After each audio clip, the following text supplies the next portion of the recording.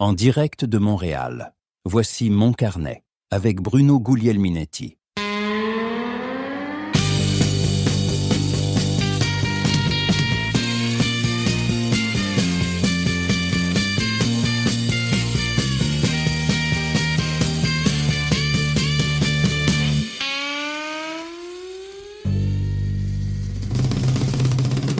Bonjour, bonsoir, bienvenue à cette nouvelle édition de Mon Carnet. C'est l'édition du 13 février 2026.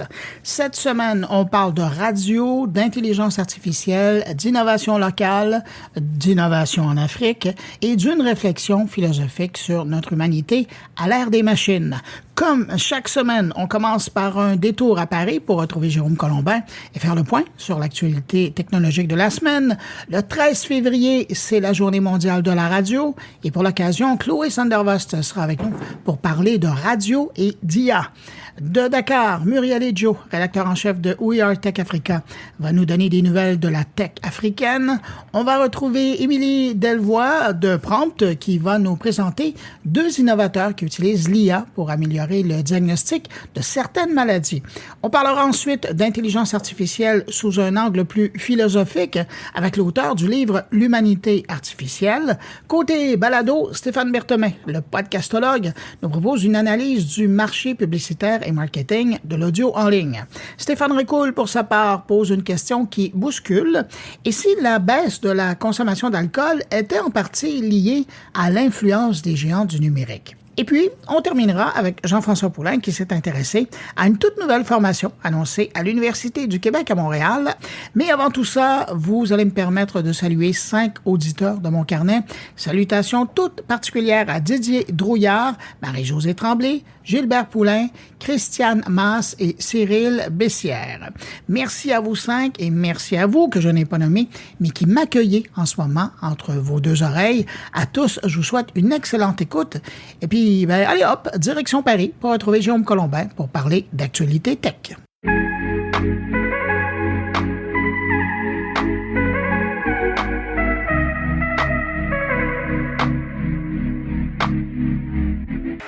Bonjour Jérôme Colombin à Paris. Salut Bruno Guglielminetti à Montréal. Dis-moi mon cher Bruno, j'ai l'impression que ton décor a un petit peu changé cette semaine pour notre rendez-vous visio hebdomadaire. T'es vraiment observateur toi, hein? Ouais, tu as déménagé?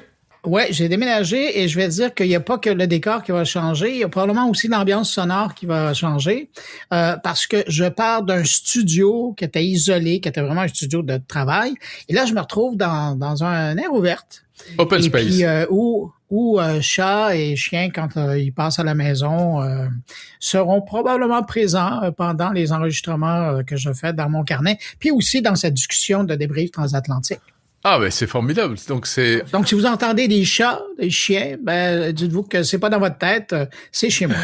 Bon, donc tu n'as pas de chèvre ni de poule, ça devrait être supportable. Tu es donc désormais au plein cœur de Montréal, hein, voilà. Exactement, dans le cœur battant du monde des affaires. Mais on n'est pas là pour parler de mon déménagement, mais je te remercie de le souligner. Moi, je vais être franc avec toi, puis franc avec les auditeurs. Évidemment, dans le déménagement, j'ai passé pas mal moins de temps à surveiller l'actualité d'ici et d'ailleurs. Quand je parle de d'ailleurs, c'est chez vous.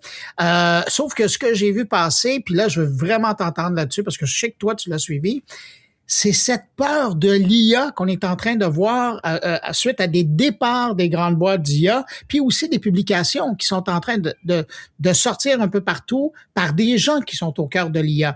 Et ça a rien de rassurant, là. C'est assez étonnant ce qui s'est passé ces derniers jours parce que effectivement, c'est des personnalités dans les plus grandes boîtes d'IA qui ont claqué la porte et pour des raisons qui peuvent laisser penser qu'il y a un peu d'inquiétude chez ces gens-là. Alors on peut les citer par exemple quelqu'un qui s'appelle Mrinrank Sharma chez Anthropic qui était responsable de l'équipe Safeguard Research, donc autrement dit l'aspect sécurité de l'IA. Voilà, voilà, il est parti et en annonçant dans un courrier qui a fait pas mal de bruit que selon lui le monde était en péril à cause de l'intelligence artificielle et ça ne lui convient pas. Dans la foulée, c'est chez OpenAI également un départ assez marquant. Le jour où ChatGPT a introduit la publicité, eh bien, c'est l'une des responsables de la stratégie publicitaire d'OpenAI, la chercheuse Zoé Hidsik, qui elle aussi a annoncé sa démission dans le New York Times, et pour des raisons vraiment profondes, hein, c'est pas un coup de tête, c'est pas des raisons personnelles. Ce sont quasiment des raisons philosophiques, éthiques. Elle estime que, eh bien, OpenAI ouvre la porte sur un trop grand risque de manipulation des utilisateurs avec la publicité, parce qu'en fait, elle dit que la publicité va s'appuyer sur tout ce que les gens vont publier sur ChatGPT, toutes les données qu'on va donner à ChatGPT.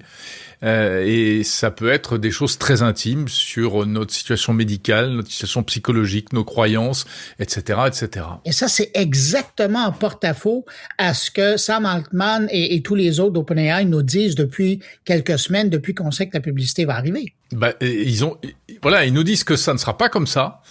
Mais pour que cette personne décide de partir, on se dit, waouh, attends, qu'est-ce qui se passe? Et qui est au cœur de la mécanique de cette machine-là. C'est ça qui est intéressant. Alors, il paraît qu'en plus, par ailleurs, elle est poétesse et elle va repartir faire de la poésie. Donc, elle passe vraiment d'un monde à un autre, hein, d'un monde à un autre.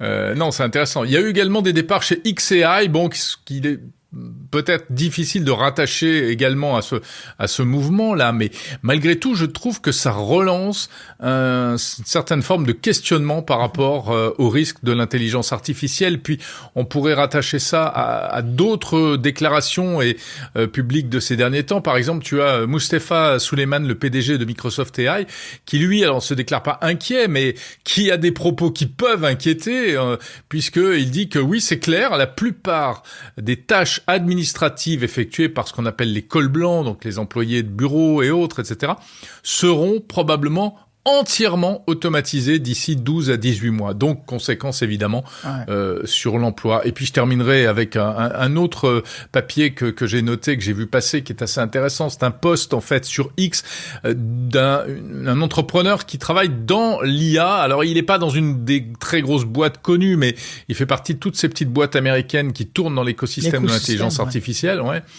C'est Matt Schumer et il a signé un long papier qui s'intitule « Something Big is Happening », donc quelque chose d'énorme est en train d'arriver, où il compare l'IA à ce qui s'est passé et ce qu'on a connu tous au niveau mondial avec le Covid, où quelques semaines avant que le Covid déferle sur l'Occident, on regardait ça de loin en disant « oui, il y a quelque chose qui arrive, bon, la vie continue, ça ne nous concerne pas vraiment ». Et quelques semaines après, on était tous confinés. Il dit, vous ne vous rendez pas compte, mais avec l'IA, c'est la même chose qui est en train de se produire. Donc tout ça est un peu angoissant, mon cher Bruno. Ouais, mais je suis content qu'on en parle dans le débrief parce que y a des gens qui ont l'impression que nous, on est des apôtres de la technologie et qu'on est toujours en train d'encenser et de faire la promo. Ben non. Quand il y a des voix qui s'élèvent de l'autre côté de la barrière, on est là aussi pour le mentionner. Puis merci Jérôme d'avoir amené ça. Mais si on poursuit dans l'actualité, c'est pas tellement loin. Là, je m'en vais du côté, c'est un petit peu plus au nord que la France là, chez les Anglais. Il y a une réflexion qui est intéressante cette semaine qui a été émise par le gouvernement anglais, et c'est cette réflexion sur ils sont pas les premiers à l'avoir, sauf que c'est intéressant qu'eux, ils l'aient, la réflexion sur le revenu universel garanti. Oui, alors là, eux, évidemment, c'est en lien aussi avec l'intelligence artificielle et avec la technologie d'une manière générale. C'est un ministre britannique qui a émis l'idée d'un revenu universel qui pourrait être versé aux travailleurs, aux victimes entre guillemets de la numérisation et de l'intelligence artificielle, et un revenu universel qui serait financé par les entreprises de technologie. Alors je sais pas si tu vois le truc. J'ai l'impression, je trouve que c'est une espèce d'énorme pavé dans la mare, parce que d'un côté on peut se dire non mais c'est n'importe quoi, et puis quelle boîte de tech, et puis bon, les boîtes de tech anglaises, il y en a pas énormément, etc. Mais on pense évidemment aux géants américains. Et d'un autre côté, on se dit, mais attends, pourquoi pas ? Est-ce que c'est vraiment si absurde que ça? Puis d'autant plus que ça pourrait être financé par, et ça c'est Stéphane Ricoul la semaine dernière dans mon carnet qui ramenait cette histoire-là, la théorie ou l'approche de Bill Gates qui dit que à partir d'un moment, chaque robot ou chaque IA qui remplace un travailleur, un employé, devrait payer une taxe.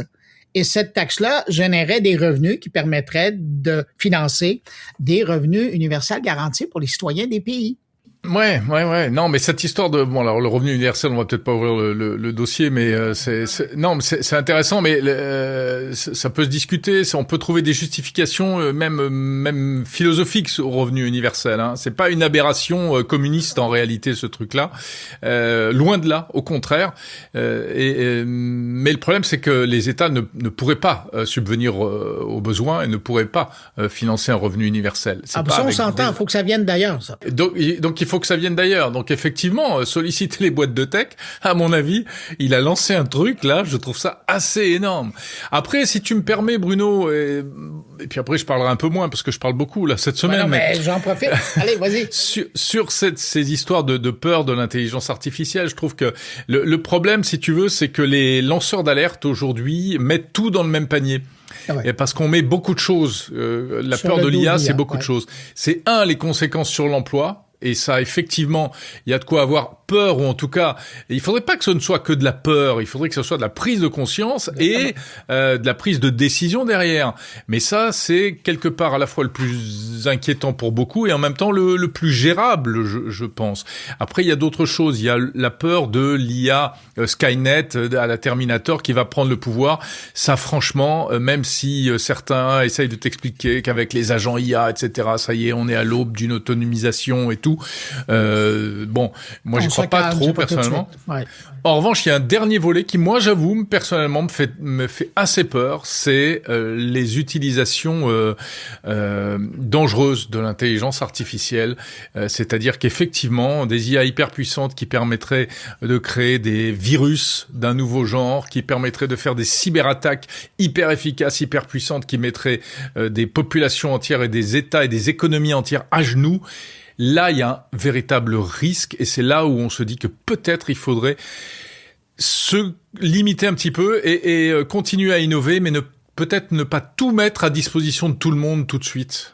Tout ce qui est dans les labos aujourd'hui, il va peut-être falloir quand même un petit peu réfléchir, un peu comme pour le nucléaire ou la chimie. Mais j'avoue que cette dernière réflexion-là de ta part me fait un peu sourire parce que, tu sais, comme dans les bons films de James Bond où il y avait un super méchant.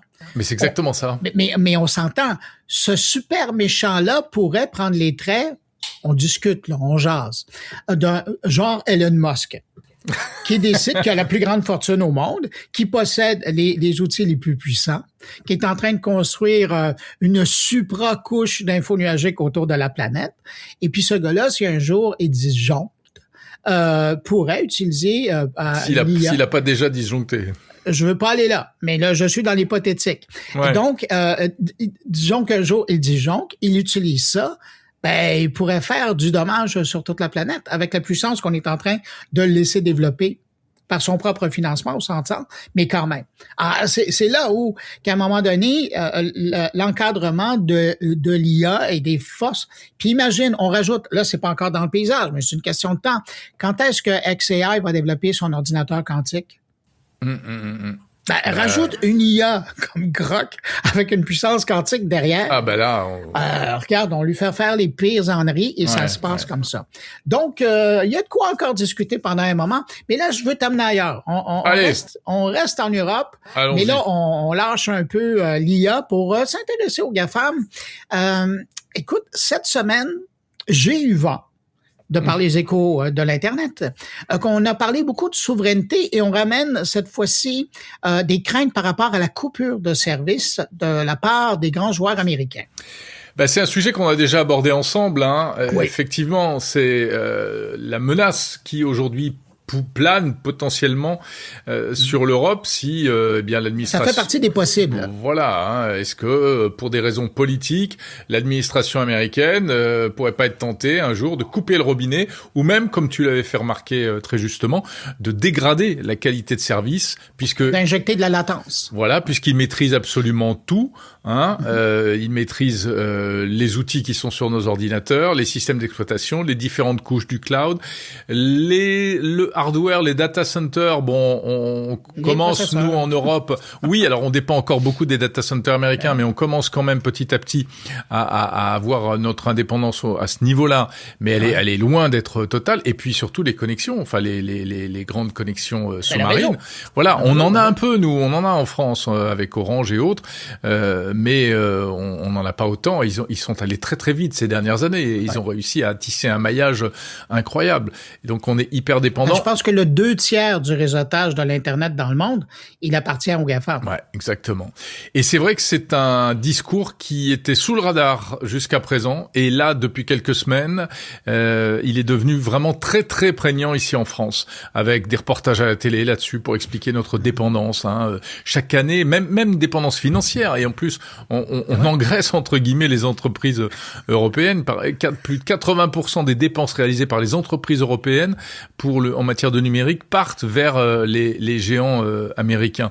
Et donc c'est vraiment une prise de conscience. J'étais récemment cette semaine aussi à la conférence TEDx Paris où il y avait une keynote comme ça pour mettre en évidence notre dépendance et essayer d'appeler à une forme de sursaut pour peut-être essayer de trouver des solutions alternatives. Alors, ces solutions alternatives, elles sont très difficiles à trouver et en même temps, on commence à en avoir un petit peu. Il y a des choses qui commencent à se faire jour. On en a déjà parlé ensemble au niveau de l'administration française qui est en train de développer ses propres outils. Qui fait de la concurrence aux entreprises françaises. Qui fait de la concurrence aux entreprises privées, etc., etc.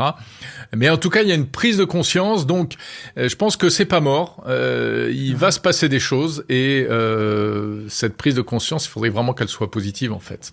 Qu'elle débouche sur quelque chose. Et dans les solutions, moi, je veux absolument mentionner un truc de chez vous. Dans les solutions françaises qui sont intéressantes et qui commencent à se développer, moi, il y a les gens de Pixel, P-I-X-X. Pourquoi je le dis en anglais, je sais pas, là. P-I-X-X-L-E, qui commencent à créer un écosystème. Ils ont déjà un OS, ils commencent à sortir des applications. Et j'avais fait une entrevue, j'en avais parlé, je pense, à l'émission de François Sorel aussi. C'est des gens vraiment intéressants. Et puis, mais c'est ça, mais quand on vient sur une conversation qu'on avait eue, quand je vois l'État en train de développer ses propres outils, je me dis, non, mais comptez sur le savoir-faire de ce qui existe déjà chez vous. Oui, au niveau privé, tu veux dire. Oui, il y a des entreprises privées qui ont développé. Oui, mais alors après on retombe sur des tas de choses compliquées. Il faudrait plus d'appels d'offres de la part de l'État pour donner du travail à ces entreprises.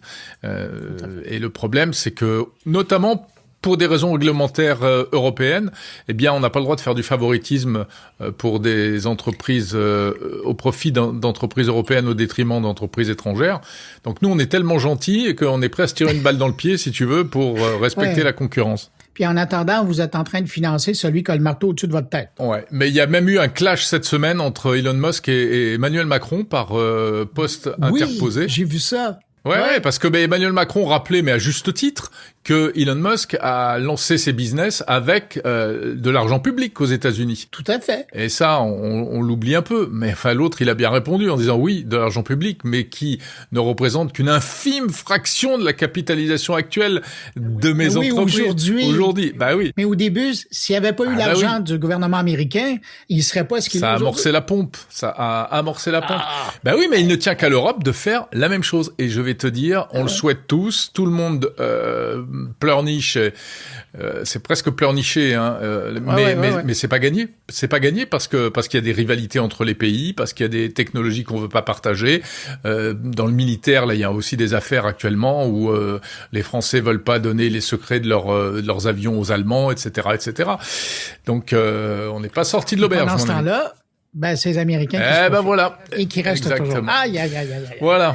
Hey, Jérôme. Eh ben, Merci pour ce tour de l'actualité. cette discussion nous a emmené loin. Ouais, mais quand même. J'ai un peu monopolisé la parole, mon cher Bruno. Oh non, mais moi, je suis content. Écoute, comme tu dirais, c'est tout bénef pour mes auditeurs. Bah voilà, comme t'étais un peu en vacances cette semaine. Pardon? Toi, je te ferai charroyer des boîtes, puis tu verras que c'est pas bon. Charroyer. Ouais. Non, mais tu étais en vacances de l'ActuTech. Ah oui. Tout le monde se demandait où étaient passés tes newsletters. Je sais, on ne recevait plus de newsletters. Je le sais. Ça, comment ça se fait? D'habitude, on a 40 mails par jour et là, on n'avait plus rien. Écoute, c'était le silence. On entendait les pixels passer. Oui, exactement. Bon, il faut que tu t'y remettes, hein. Ouais. Alors, à partir de la semaine prochaine, je vais être là. Mais là, écoute, je te laisse encore le micro. Tu nous parles de quoi cette semaine? Cette semaine, je vais te citer une interview. Oh non, pas juste une. Ah, non, si, parce que j'ai pas encore décidé de ce que je vais mettre après. Bon, les deux. Alors d'abord, je vais parler des agents IA. C'est un truc qui me fascine en ce moment, notamment avec tout ce qui s'est passé dernièrement avec Moldbook, OpenClaw. Je pense que c'est un truc, et c'est étonnant parce qu'il y a une partie un peu farce, un peu gadget, et il y a une autre partie qui est hyper sérieuse, qui est très très très sérieuse. Donc j'en parle avec Aymeric Roucher, qui est un jeune polytechnicien qui a écrit un livre qui s'appelle Super Intelligence Artificielle et qui nous explique le concept de la super IA et surtout ce que vont changer les agents IA, de quoi il s'agit exactement. Et puis alors, puisque tu en veux deux, eh bien écoute, je lance une espèce de nouvelle série sur Monde Numérique. Et si, une nouvelle série d'entretiens long format avec des innovateurs, des personnalités. Cool, qui vraiment font l'innovation. Donc ce sont des interviews beaucoup plus longues que ce que je fais d'habitude, des interviews d'1 heure en audio et en vidéo. Et on va démarrer avec une personnalité de la tech qui s'appelle Jean-Baptiste Kempf, qui n'est autre que l'un des cofondateurs du logiciel VLC, qui est le logiciel français le plus téléchargé au monde. Oui. Ben, la référence longtemps au niveau de la vidéo et de l'audio aussi. Exactement. Donc ça, c'est dans les tuyaux. Ce sera peut-être ce samedi ou peut-être samedi prochain, mais en tout cas, ça arrive. Peut-être même en plusieurs parties. Vient, là. Mais voilà, je te le livre en avant-première. Et ça, on pourra le prendre à partir de Mon Numérique? Bien sûr. C'est pas à cacher non, quelque part ce ailleurs, sera pas caché. Non, ce sera, ça fait partie de Monde Numérique, mais ce sera un format un peu spécial. Mais j'avais très envie de faire ça depuis très longtemps, en fait, ce concept de portrait d'innovateur. Parce qu'il y en a pas mal en France et j'espère bien en rencontrer plusieurs et pouvoir, comme ça, les inviter à se confier, à raconter leur vie et à parler aussi de leur regard sur l'innovation technologique. Ouais, ben ça, c'est du service utile, ça. Merci beaucoup. Jérôme Colombin, merci d'être passé sur mon carnet, puis je te dis à la semaine prochaine. Merci à toi, Bruno. À la semaine prochaine. Ciao. Salut.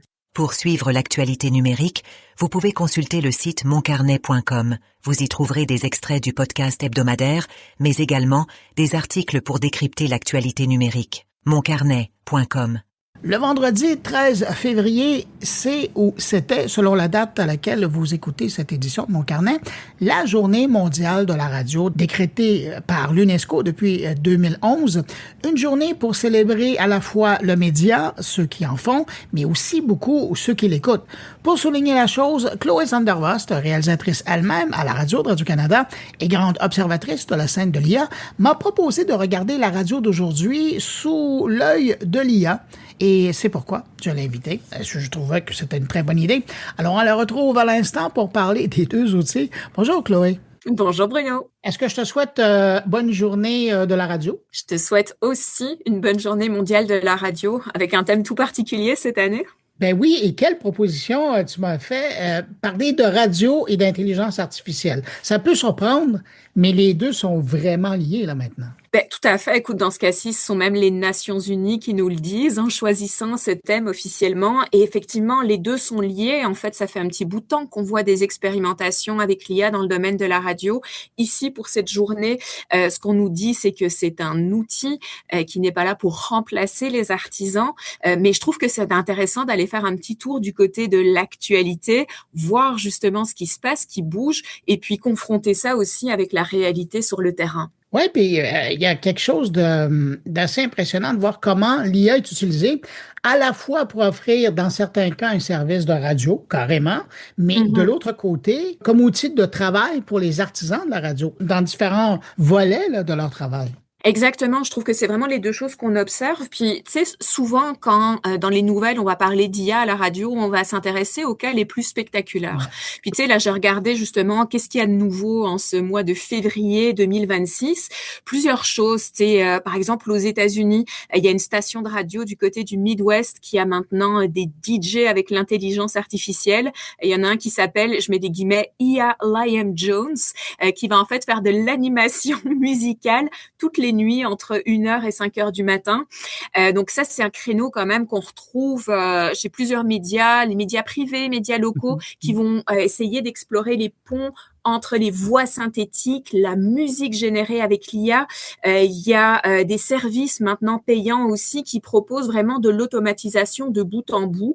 Donc, tu pars par exemple d'un fil RSS avec les nouvelles, la météo, la circulation des publicités, puis il te propose un service clé en main qui va assembler ça jusqu'à la diffusion sans qu'il y ait ou presque d'intervention humaine. Donc là, on est vraiment dans l'automatisation très, très forte.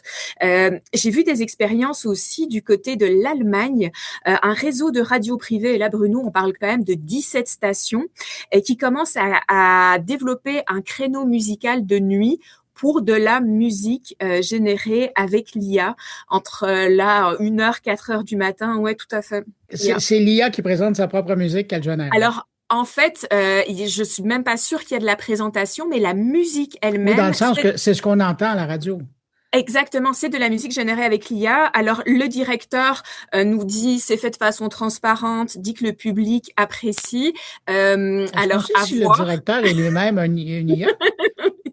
Mais tu vois, c'est là que je trouve qu'on a besoin de données probantes parce qu'on entend d'autres analyses qui vont nous dire que les gens, en tout cas, demandent de la transparence, ils demandent à savoir s'ils font affaire à du contenu artificiel ou pas. Mais ce que ce directeur nous dit aussi, c'est que ça coûte moins cher parce que la musique qui est générée par l'IA, il n'y a pas de droit d'auteur qui est versé là-dessus. Exactement. Donc, ça a déjà été dénoncé par une société, justement, de droits musicaux en Allemagne. Donc, tu vois, je trouve que ça sont des indices qu'on passe de ce qui est de l'expérimentation à quelque chose qui devient un peu plus concret, avec quand même, je trouve, un certain décalage parfois entre les promesses et la réalité. Tu sais, j'ai vu un site annoncé à la fin du mois dernier qui nous dit on fait encore une fois de l'automatisation à 100%, on part d'un communiqué de presse et vous allez avoir de la radio en continu qui diffuse donc des résumés sonore de ces informations, mais je me demande, tu sais Bruno, qui écoute ça s'il n'y a pas un traitement éditorial, s'il n'y a pas une identité propre aussi. Puis quand on va dans cette idée d'automatisation, ça peut aller vraiment loin. On a parlé déjà de Moldbook, c'est ce réseau social d'agents artificiels qui a beaucoup fait parler de lui ces derniers temps. Donc l'idée, c'est qu'on a OpenClaw, donc qui permet à des gens d'utiliser des agents avec Claude et de les envoyer dans des espaces numériques. Eh bien, tout récemment, il y a quelqu'un qui a lancé une radio pour les agents d'IA. Ça s'appelle Claw FM. Le slogan, Bruno, c'est comme une carrière musicale pour ton agent. Donc, en fait, ce qu'on propose, c'est d'associer ce qu'on appelle un skill, donc une capacité de créer des pièces avec l'IA à notre agent qui va pouvoir donc créer de la musique, la diffuser sur cette plateforme et attention, gagner de l'argent en crypto-monnaie stable. Alors, vous pouvez aller voir ça, donc Claw FM. Je suis allée faire un petit tour pour voir justement à quoi ça ressemblait. On pourrait peut-être écouter un extrait si tu veux. Ça s'appelle Roots Rise. Oh, oh, oh, oh,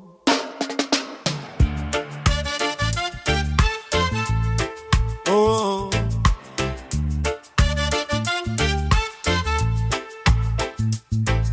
Sunrise over Kingston town, heartbeat steady, feet on the ground.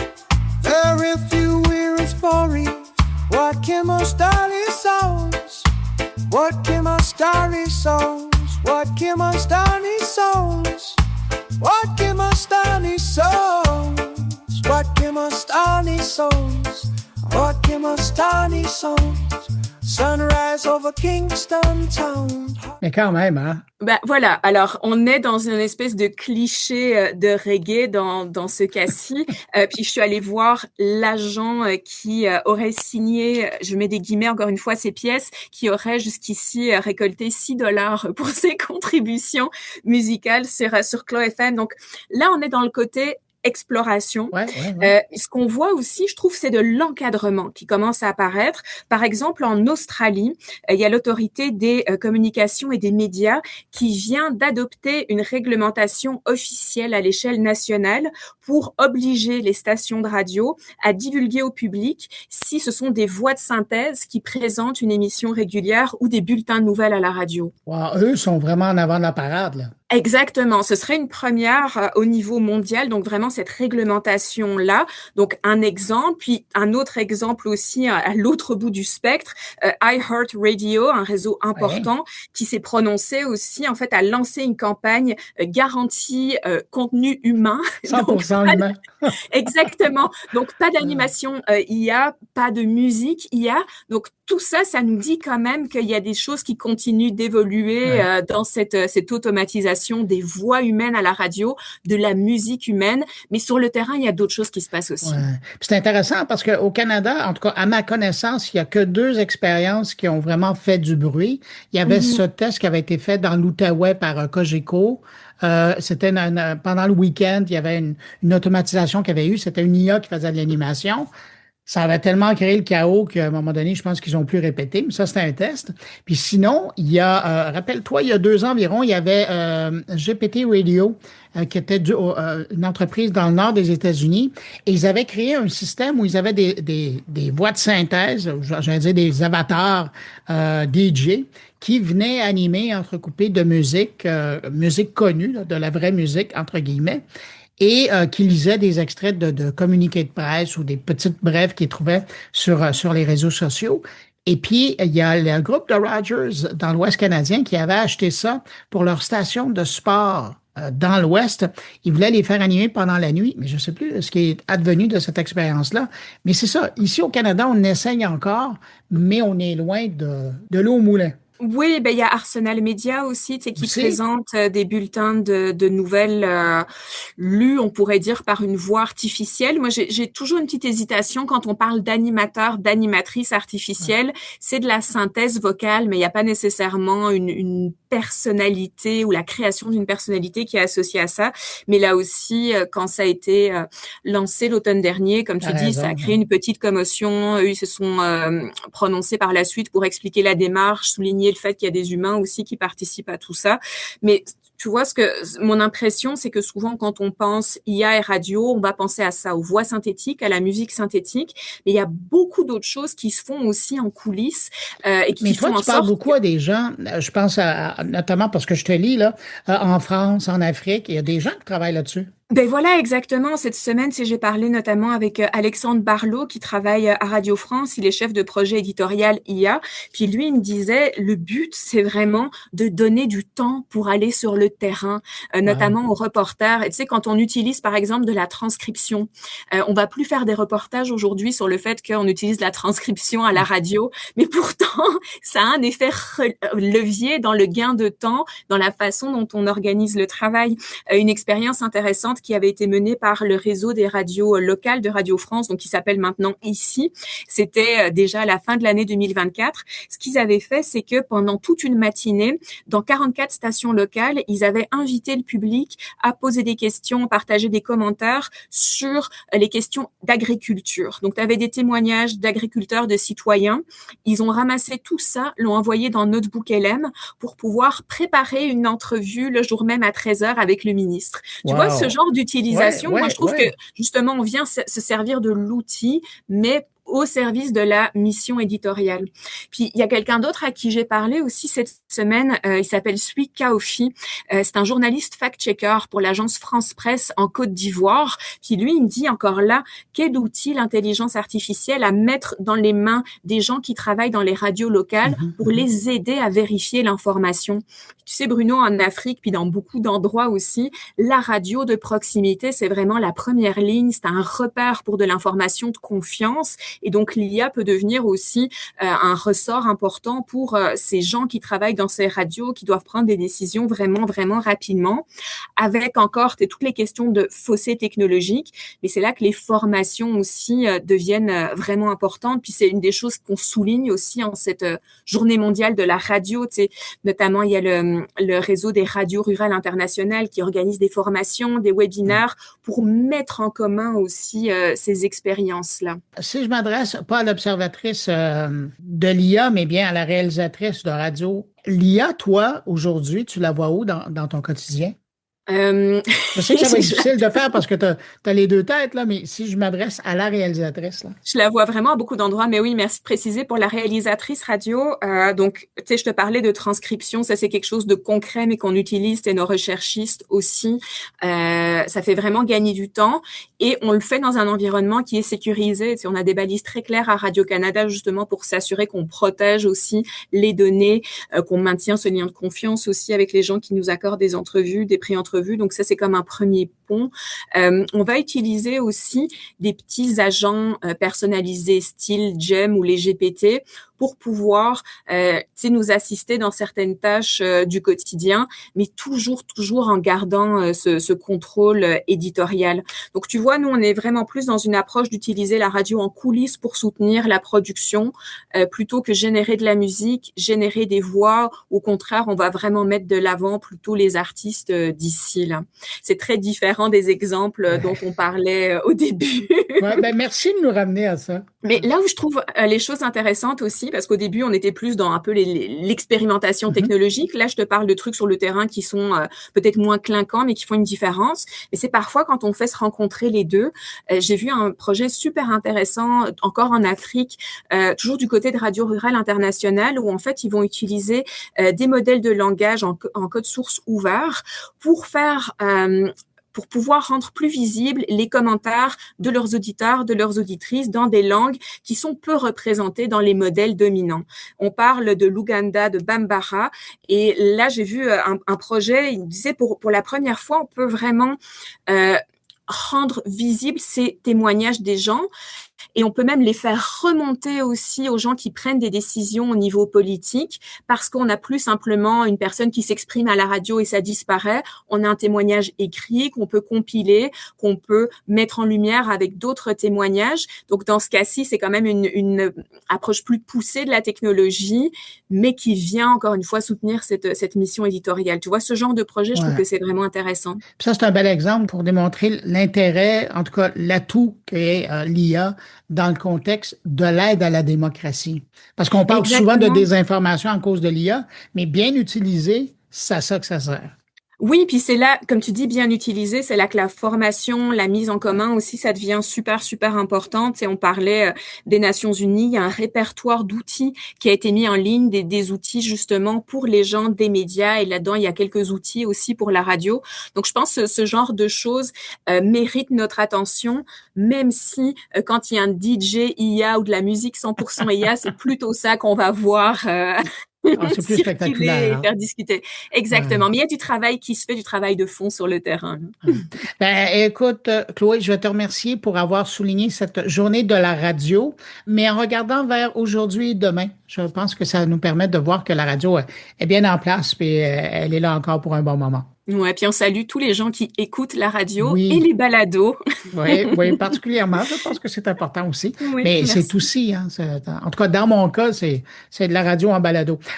Écoute, je tiens à te remercier. Je rappelle que Chloé Sonderwas, elle est réalisatrice à la radio dont on parlait, mais c'est surtout, puis vous la retrouvez dans mon carnet, puis sur les réseaux sociaux, une excellente observatrice avisée du développement de l'IA, et je pense que juste pour ça, même pas pour son travail à la radio, quoique, ça vaut la peine de la suivre sur les réseaux sociaux. Vous allez voir, c'est fascinant ce qu'elle publie.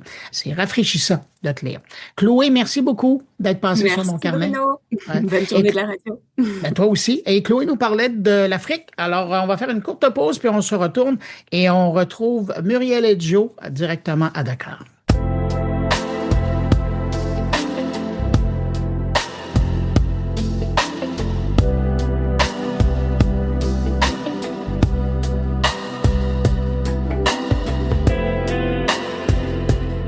De Montréal, on se tourne vers le Sénégal pour retrouver maintenant Muriel Edjo, le rédacteur en chef de We Are Tech Africa, pour un tour d'horizon de l'actualité technologique africaine. Au menu cette semaine, 3 exemples très concrets de la façon dont la technologie s'inscrit dans la réalité du continent. On parle de livraison médicale par drone, on parle de télésanté et plus précisément de chirurgie assistée par robot. Et puis, un pays africain emboîte le pas à l'Australie et la France. Il nous attend à Dakar. Bonjour Muriel Edjo. Bonjour Bruno. Hey, Bonne Muriel. année 2026. Oui, on va dire ça parce que ça fait longtemps qu'on s'est parlé, ça vaut la peine. Puis c'est toujours le temps de se souhaiter une bonne année. Qu'est-ce que je te souhaite pour 2026, tiens, pendant qu'on y est? Oh, si ce n'est la santé. Alors, quand on a la santé, on a tout, on peut tout accomplir. Oui, t'as raison. Je vois encore une fois ta sagesse.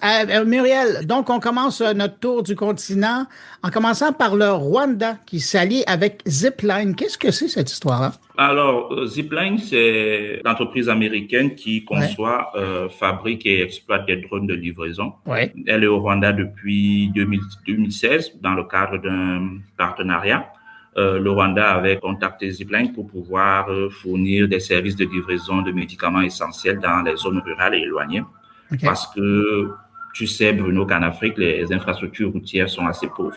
Donc, pour pouvoir joindre les centres de santé, on va dire reculés, ça prend du temps pour l'approvisionnement en médicaments. Mais l'autre problème également, c'est que ça porte un coût sur la qualité des médicaments. Le temps qu'ils arrivent à leur lieu de destination, soit ils sont périmés. Le gouvernement du Rwanda s'est rendu compte qu'en passant par les airs, c'était plus court parce que c'est en ligne droite également. Et donc, ce partenariat a été lancé. Et aujourd'hui, 10 ans plus tard, selon les informations justement recueillies auprès du gouvernement, ce partenariat a permis, par exemple, de faire chuter la mortalité maternelle de 51% dans les zones où... Et quand même, c'est énorme. Tout à fait, où les médicaments ont été livrés. Ça veut dire que la technologie a permis de contourner les obstacles terrestres, les obstacles, le manque d'infrastructures routières et de faire parvenir les médicaments essentiels au niveau des centres de santé où justement les femmes enceintes, les enfants en bas âge ont besoin d'être pris en charge. Et puis également, s'il faut voir plus large, il y a également tout ce qui concerne la vaccination. Aujourd'hui, en Afrique, l'on a encore des cas de poliomyélite, des maladies invalidantes, alors que l'on est supposé avoir éradiqué ce genre de maladie. Mais c'est parce que dans des zones, on va dire, qui sont reculées ou alors où le réseau routier n'arrive pas, l'on a encore des problèmes de prise en charge. Les vaccins n'arrivent pas. Soit les vaccins sont envoyés, mais ils arrivent très tard et donc ils périment en cours de route. Et quand l'État lance, par exemple, des campagnes nationales de vaccination, il y a des zones qui ne peuvent pas être touchées efficacement parce que, justement, le temps d'acheminer les médicaments, avec tous les obstacles qu'il y a en route, les bourbiers, la route qui disparaît parce qu'il faut maintenant la créer dans la brousse ou dans les buissons, au final, tu te retrouves avec des communautés qui sont isolées, des dispensaires qui ont des personnes à traiter, mais qui ne peuvent pas parce que, justement, il n'y a pas accès aux médicaments. Et donc, en envoyant ou alors en acheminant les médicaments par les airs, ça a permis de résoudre ce problème-là. Et fort de ce succès, le gouvernement a décidé d'étendre le projet à l'échelle nationale. Donc, il fallait toucher maintenant tout le pays, toutes les communautés rurales, semi-rurales et même urbaines. Parce que, au-delà des médicaments, il y a également des personnes, des particuliers qui ont besoin de se faire livrer d'autres produits. Et avec les embouteillages dans nos villes qui grandissent, ça devient compliqué. En tout cas, Muriel, c'est un bel exemple de la technologie qui sauve des vies. C'est littéralement ça, là. Effectivement, c'est la technologie qui sauve des vies et ça doit pouvoir inspirer à travers toute l'Afrique où justement les infrastructures routières, les infrastructures logistiques sont encore faibles. La technologie offre l'opportunité de contourner les obstacles que l'on n'a pas su résoudre par le passé. C'est en fait pour cela que la technologie a été créée, pour nous permettre d'aller plus vite face à des problèmes que l'on a rencontrés par le passé et que l'on n'a pas pu justement résoudre jusqu'à présent. On demeure dans le domaine de la santé, mais on va de l'autre côté de l'Afrique. On sera au Maroc, où là, tu nous racontes l'histoire, ça c'était dans les pages de We Are Tech, tu nous racontes l'histoire du Maroc qui commence à s'intéresser, mais de façon très sérieuse, à la chirurgie assistée par robot. Tout à fait.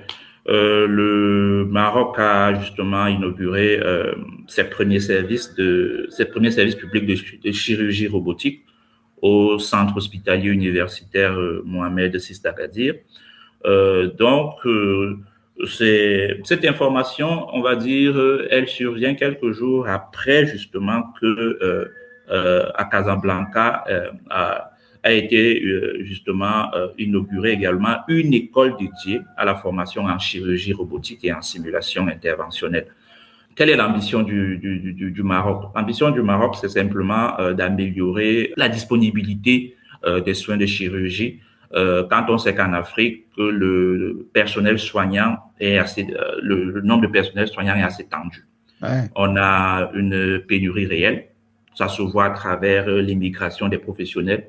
Je ne t'apprends pas qu'au Canada, c'est la terre bénie de tous les infirmiers. Et ça peut dire ça, mais merci à tous les médecins africains qui viennent aider les Canadiens, parce qu'il n'y en a pas assez. Mais t'as raison. De l'autre côté, s'ils vont tous à l'extérieur, ça fait qu'il n'y a pas grand monde de disponible chez vous. C'est ça. Et le gouvernement marocain, ce que lui, il voudrait résoudre comme problème, c'est la capacité pour les chirurgiens qui demeurent dans le pays d'intervenir en fait n'importe où. Parce que lorsqu'un chirurgien, par exemple, n'est pas disponible, soit il est en déplacement, tout son carnet de consultation est reporté. Ah ouais? Il faudra attendre 2 mois, le temps qu'il revienne, et puis parce que justement, il n'est pas là physiquement. Or, s'il peut opérer par robot partout où il se trouve. Donc, la télémédecine, là, ouais. Voilà, ça permet justement que son cabinet, son carnet de consultation continue son carnet d'intervention continue à avancer tranquillement.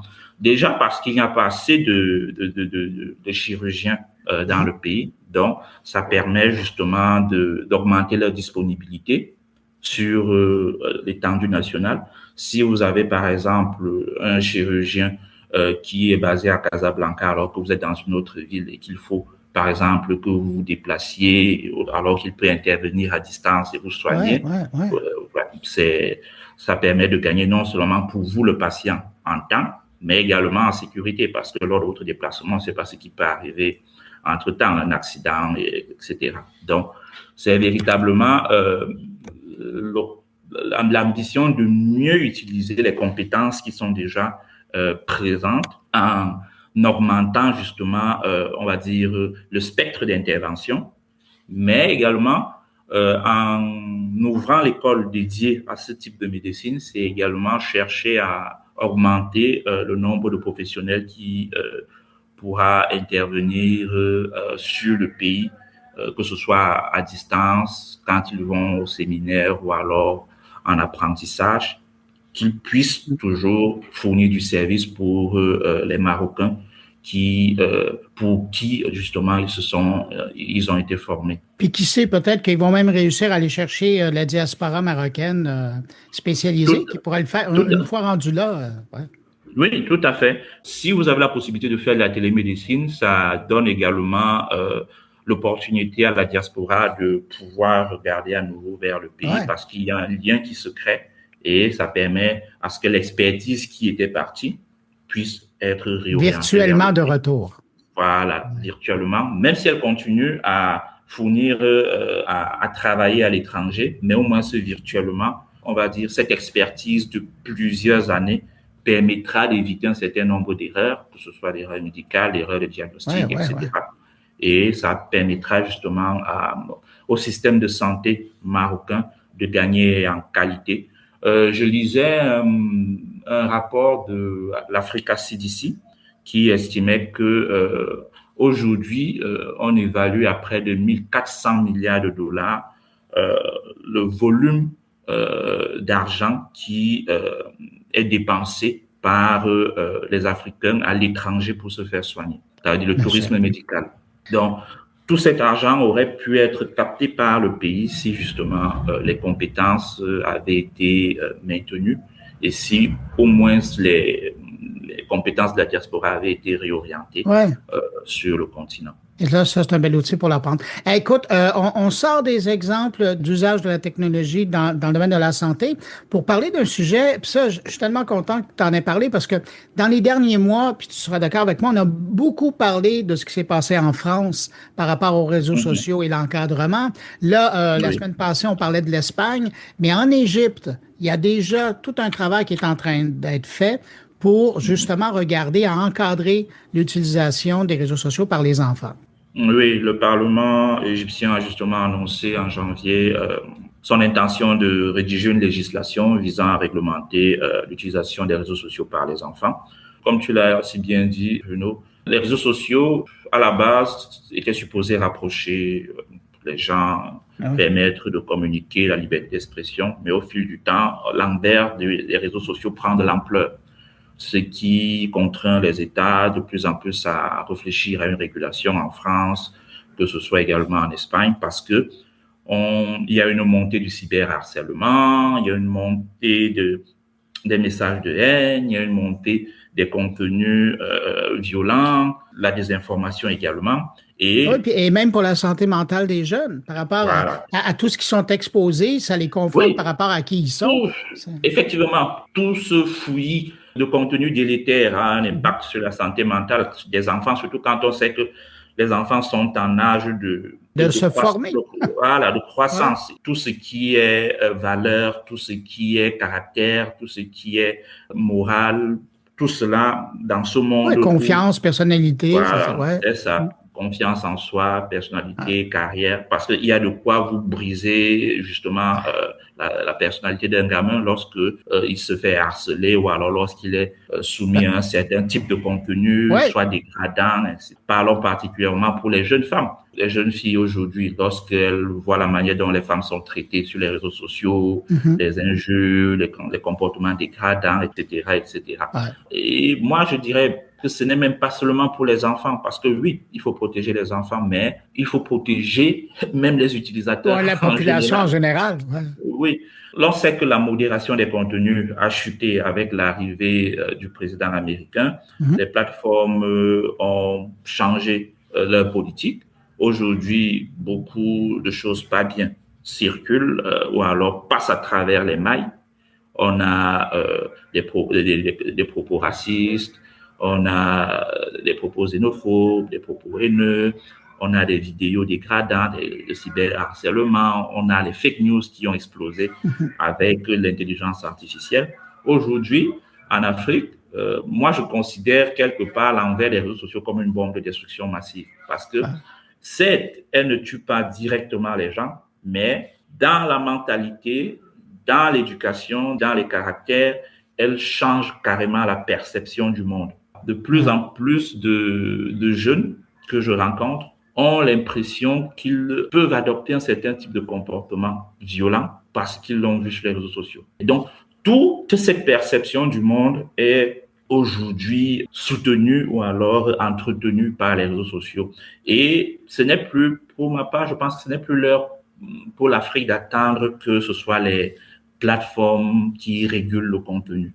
C'est aujourd'hui, on va dire, la responsabilité des États de prendre le problème comme le fait justement l'Égypte. Mais Myriel, j'allais te lancer justement parce que tu dis c'est le temps pour l'Afrique, mais là, l'Égypte fait un pas en avant, le Parlement suit. Est-ce que tu es en train de voir la même chose émerger ailleurs sur le continent? Oui, ça émerge. Au Sénégal, il y a eu un projet de ce genre évoqué par le Premier ministre parce qu'il estimait qu'il y avait une recrudescence de fausses informations, d'injures, de diffamations sur les réseaux sociaux envers, que ce soit les personnalités publiques ou bien même envers des particuliers. Donc, il y a justement cette volonté aujourd'hui de certains États de réguler parce qu'ils se sont rendus compte qu'au niveau des entreprises qui fournissaient ces services, il n'y a plus véritablement de régulation. Bien sûr, il y a le risque que dans certains pays, ce soit mal utilisé. On l'a vu par exemple lors des élections présidentielles en Ouganda, je crois que c'était les dernières années, où justement les réseaux sociaux sont restreints parce qu'on ne veut pas qu'il y ait de la transparence dans le processus. Il y a ce risque-là. Mais la régulation, dans mon sens, ne devrait pas être à tête chercheuse. Donc, on devrait encadrer, mais pas censurer. Effectivement. Elle devrait être sur des domaines précis, identifiés, qui permettent justement non seulement la liberté d'expression, mais qui permettent également de protéger que ce soit les enfants, que ce soit la population, éviter que l'on ne soit de plus en plus soumis à un narratif complètement hors sol sur notre environnement direct. Ben Muriel, c'est là-dessus qu'on va se laisser cette semaine. Je te remercie de revenir comme ça dans mon carnet. Puis merci aussi d'avoir démontré comment la tech peut aider, peut sauver des vies. On le rappelle jamais assez souvent avec toutes ces histoires de réseaux sociaux là, dont on parle trop. Je te dis merci. Tu salues ton équipe de ma part, puis on te retrouve bientôt. Muriel Edjo, il est rédacteur en chef de We Are Tech Africa. À très bientôt. Salut. Salut Bruno.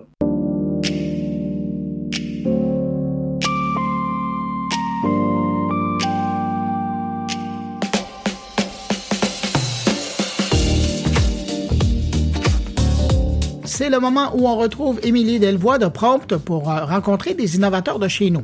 Cette semaine, Émilie, qui est la directrice des communications chez Prompt, reçoit le docteur Ismaël Ben Ayed de l'ETS et le docteur Adi Chakord de Diagnos, qui ont conçu une solution permettant de diagnostiquer des maladies avec l'IA.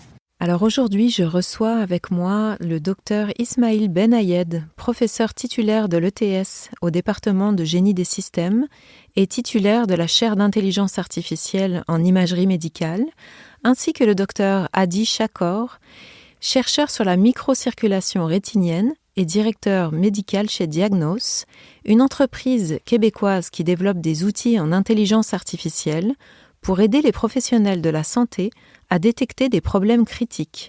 Alors, vous allez nous parler aujourd'hui de votre projet collaboratif de développement d'algorithmes d'apprentissage profond pour l'analyse d'images de la rétine, et ce qui permet d'émettre des diagnostics sur les maladies de l'œil et sur les maladies cardiovasculaires. Est-ce que vous voulez bien me parler de ce qui a déclenché votre collaboration et aussi le développement de cette innovation ? Absolument. Merci de nous avoir accueillis aujourd'hui. Notre rencontre, au fait, ça date de 2018. On a rencontré le professeur Ismaël donc pendant un congrès sur l'innovation. Et pendant ce temps, depuis ce temps-là, on est en train de collaborer. Je me rappelle à cette époque, Diagnos, on utilisait vraiment, c'était au tout début vraiment des algorithmes d'apprentissage profond et nos performances étaient vraiment très très basses. Mais on a vu après cette rencontre et après avoir travaillé ensemble, au bout de moins d'une année, donc on a vraiment augmenté nos performances de 30%. Mais je vais laisser aussi Ismaël donner plus d'explications. Oui, c'était l'époque là où l'apprentissage profond commençait à montrer des performances incroyables dans tout ce qui est analyse d'images automatiques par des machines. Et on a été approché à l'époque, Diagnos utilisait des algorithmes classiques de détection et ils voulaient profiter de l'expertise de notre expertise technique dans le développement d'algorithmes basés sur des réseaux de neurones et puis sur de l'apprentissage profond. Donc effectivement, pour la détection de sévérité de la rétinopathie diabétique, on a augmenté les performances peut-être de 30% à l'époque avec des algos d'apprentissage profond. Et évidemment, ceci est très important pour la compagnie. Pour la compagnie, pour aussi les cliniciens, parce que les cliniciens, quand ils commencent aussi à voir l'impact d'un tel algorithme sur le triage des patients, surtout le triage par sévérité, donc l'impact est grand et ils vont vraiment adopter la technologie.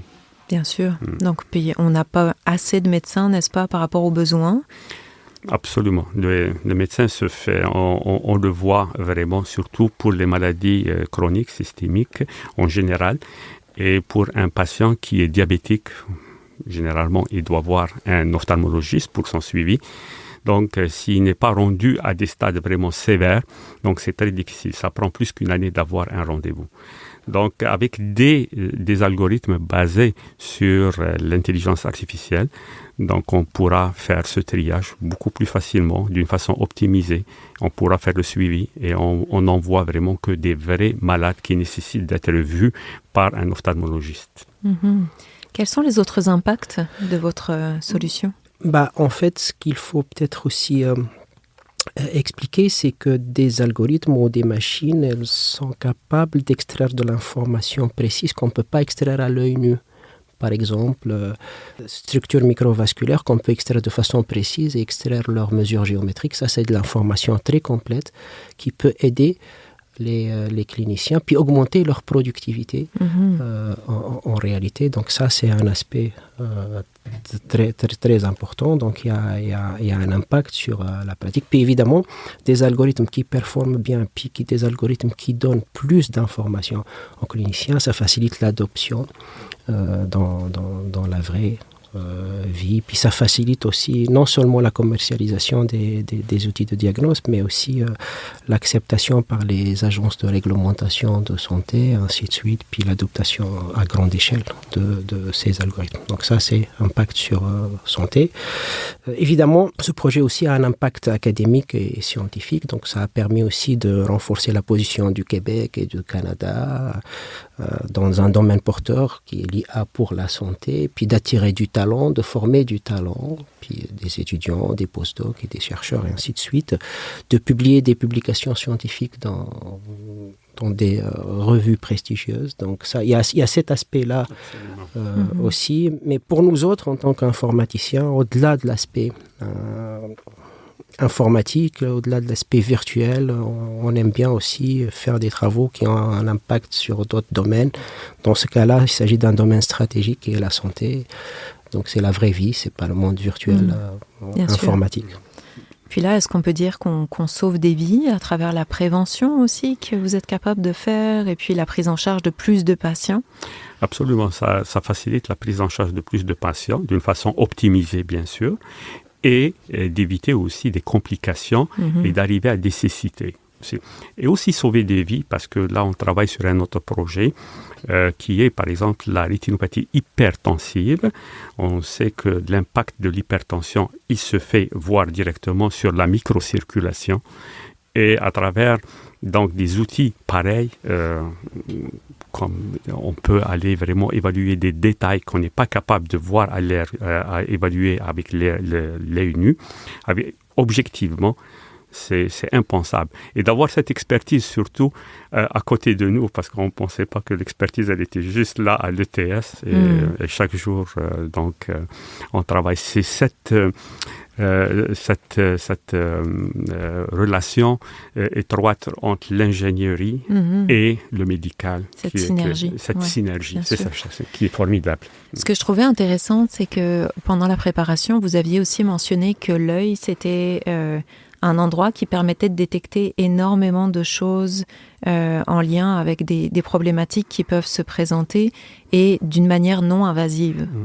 N'est-ce pas? Absolument. Ça a été nous-mêmes, on a publié, d'autres équipes, ils ont publié sur ça que l'œil, au fait, c'est une fenêtre ouverte vers la microcirculation et vers d'autres maladies. Donc, on sait que maintenant, et ça a été même confirmé par des études, donc qu'on peut aller, l'œil est réellement un outil de dépistage précoce de tous les problèmes ou les événements cardiovasculaires, si on peut dire. D'où l'importance de votre travail. Absolument. Puis il y a des biomarqueurs complexes comme les structures vasculaires qui peuvent être détectées par des machines et pas à l'œil nu. Merci beaucoup pour votre beau travail et pour ce partage. Merci de nous avoir invités.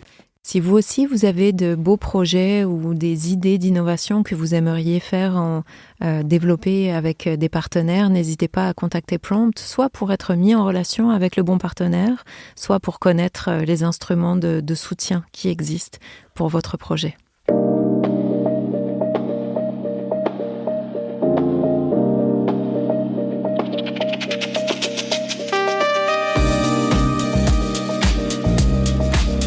On parle maintenant d'intelligence artificielle, mais sous un angle philosophique et profondément humain. Mon invité, c'est Olivier Diance. C'est son plus récent ouvrage, L'humanité artificielle, publié chez XYZ, qui propose une réflexion sur ce que les technologies, et en particulier l'IA, changent dans notre rapport à l'intelligence, à l'intimité, à la mémoire et même à la mort. Si vous êtes un lecteur ou une lectrice de mon blog, Mon Carnet, vous avez peut-être vu passer mon article sur son livre. J'ai adoré. Alors, j'avais le goût de vous faire découvrir le livre un peu plus en invitant l'auteur lui-même pour l'entendre sur son plus récent ouvrage. Mais avant de passer à l'entrevue, je lui ai demandé de se présenter à nous. On l'écoute. Alors, bonjour, mon nom est Olivier Diance. Je suis directeur du département des littératures de langue française à l'Université McGill et je suis aussi le fondateur et le directeur du laboratoire d'innovation Millennia. Et depuis plus d'une trentaine d'années, en fait, je me concentre sur l'impact des technologies sur la société, sur la représentation, sur l'être humain. En quoi est-ce que la technologie nous met face à un miroir qui nous donne un reflet de nous-mêmes qui doit à chaque fois être réinventé? Parce que ce reflet que nous renvoie la technologie, en fait, il nous dit que l'image que nous avons de nous-mêmes, elle a besoin d'être repensée, refaite, redessinée, parce que, en fait, les niveaux de perception, les niveaux de réalité, les fondamentaux, les universaux sont constamment remis en question par la technologie. Voilà, en quelques mots, c'est ça. Bonjour, Olivier. Bonjour, Bruno. Mais justement, c'est dans le sens de ce petit mot d'ouverture, je tombe directement dans ton livre, et t'écris que l'IA, ce n'est plus simplement un outil, mais c'est une chrysalide qui nous transforme. En fait, l'IA, et je dirais aussi, Bruno, les technologies en tant que telles, parce que en fait, il y a l'IA aujourd'hui, demain, il y aura les neurotechnologies, après-demain, il va y avoir les êtres vivants qui vont être créés à travers des cellules souches. Et après-demain, il y aura peut-être même l'ordinateur quantique qui lui-même va changer beaucoup de choses si jamais on arrive à le créer. En fait, toutes les technologies modernes, dont l'IA est le fleuron, disons, elles nous remettent tellement en question que la métaphore que j'utilise, c'est un peu comme une chrysalide, c'est-à-dire que ça... Et la chrysalide, ce qui est intéressant, c'est que elle naît de la peau de l'insecte, hein, elle vient pas de l'extérieur, c'est l'insecte lui-même qui se crée ces chrysalides autour de lui, son cocon, dans lequel il est dissous, liquéfié littéralement, et duquel il renaît dans l'être autre. Je trouvais que la métaphore était intéressante parce que justement les technologies nous forcent à remettre en question tellement de fondamentaux, l'agentivité, l'autonomie, la gouvernance, le fait de faire de l'art, le fait de tomber en amour, d'avoir de la socialisation avec les autres, que métaphoriquement, évidemment, elle nous liquéfie. Et je trouvais que l'idée est intéressante, encore une fois, parce que, comme pour une chenille, par exemple, la liquéfaction que la technologie provoque en nous, elle vient de nous-mêmes. Un petit peu, elle vient comme de notre peau. Ce sont nos propres intentions qu'on a mis quelque part en matière, en technologie. Et aussi parce que l'être qui renaît de la chrysalide n'est pas un monstre. C'est un nouvel être. Et c'est pas une horreur, c'est un nouvel être, différent, qui possède, et c'est intéressant aussi, c'est pour ça que la métaphore fonctionne bien, on sait que le papillon possède des souvenirs de la chenille, ça on l'a remarqué. Donc cet être qu'on est en train un peu de redevenir garde des espèces d'atavismes, de souvenirs de l'être humain. Et la question, en fait, c'est est-ce que, pour moi, le débat, est-ce qu'on va renaître en papillon ou est-ce qu'on va renaître en quelque chose d'informe et de dangereux? C'est un petit peu ça pour moi la question. À partir de quel moment on a atteint ce seuil-là? C'est dur à dire, mais je pense que le point de bascule, c'est vraiment au moment où les technologies, dont surtout l'IA, ont commencé à nous parler. Je pense que ça a complètement renversé tout.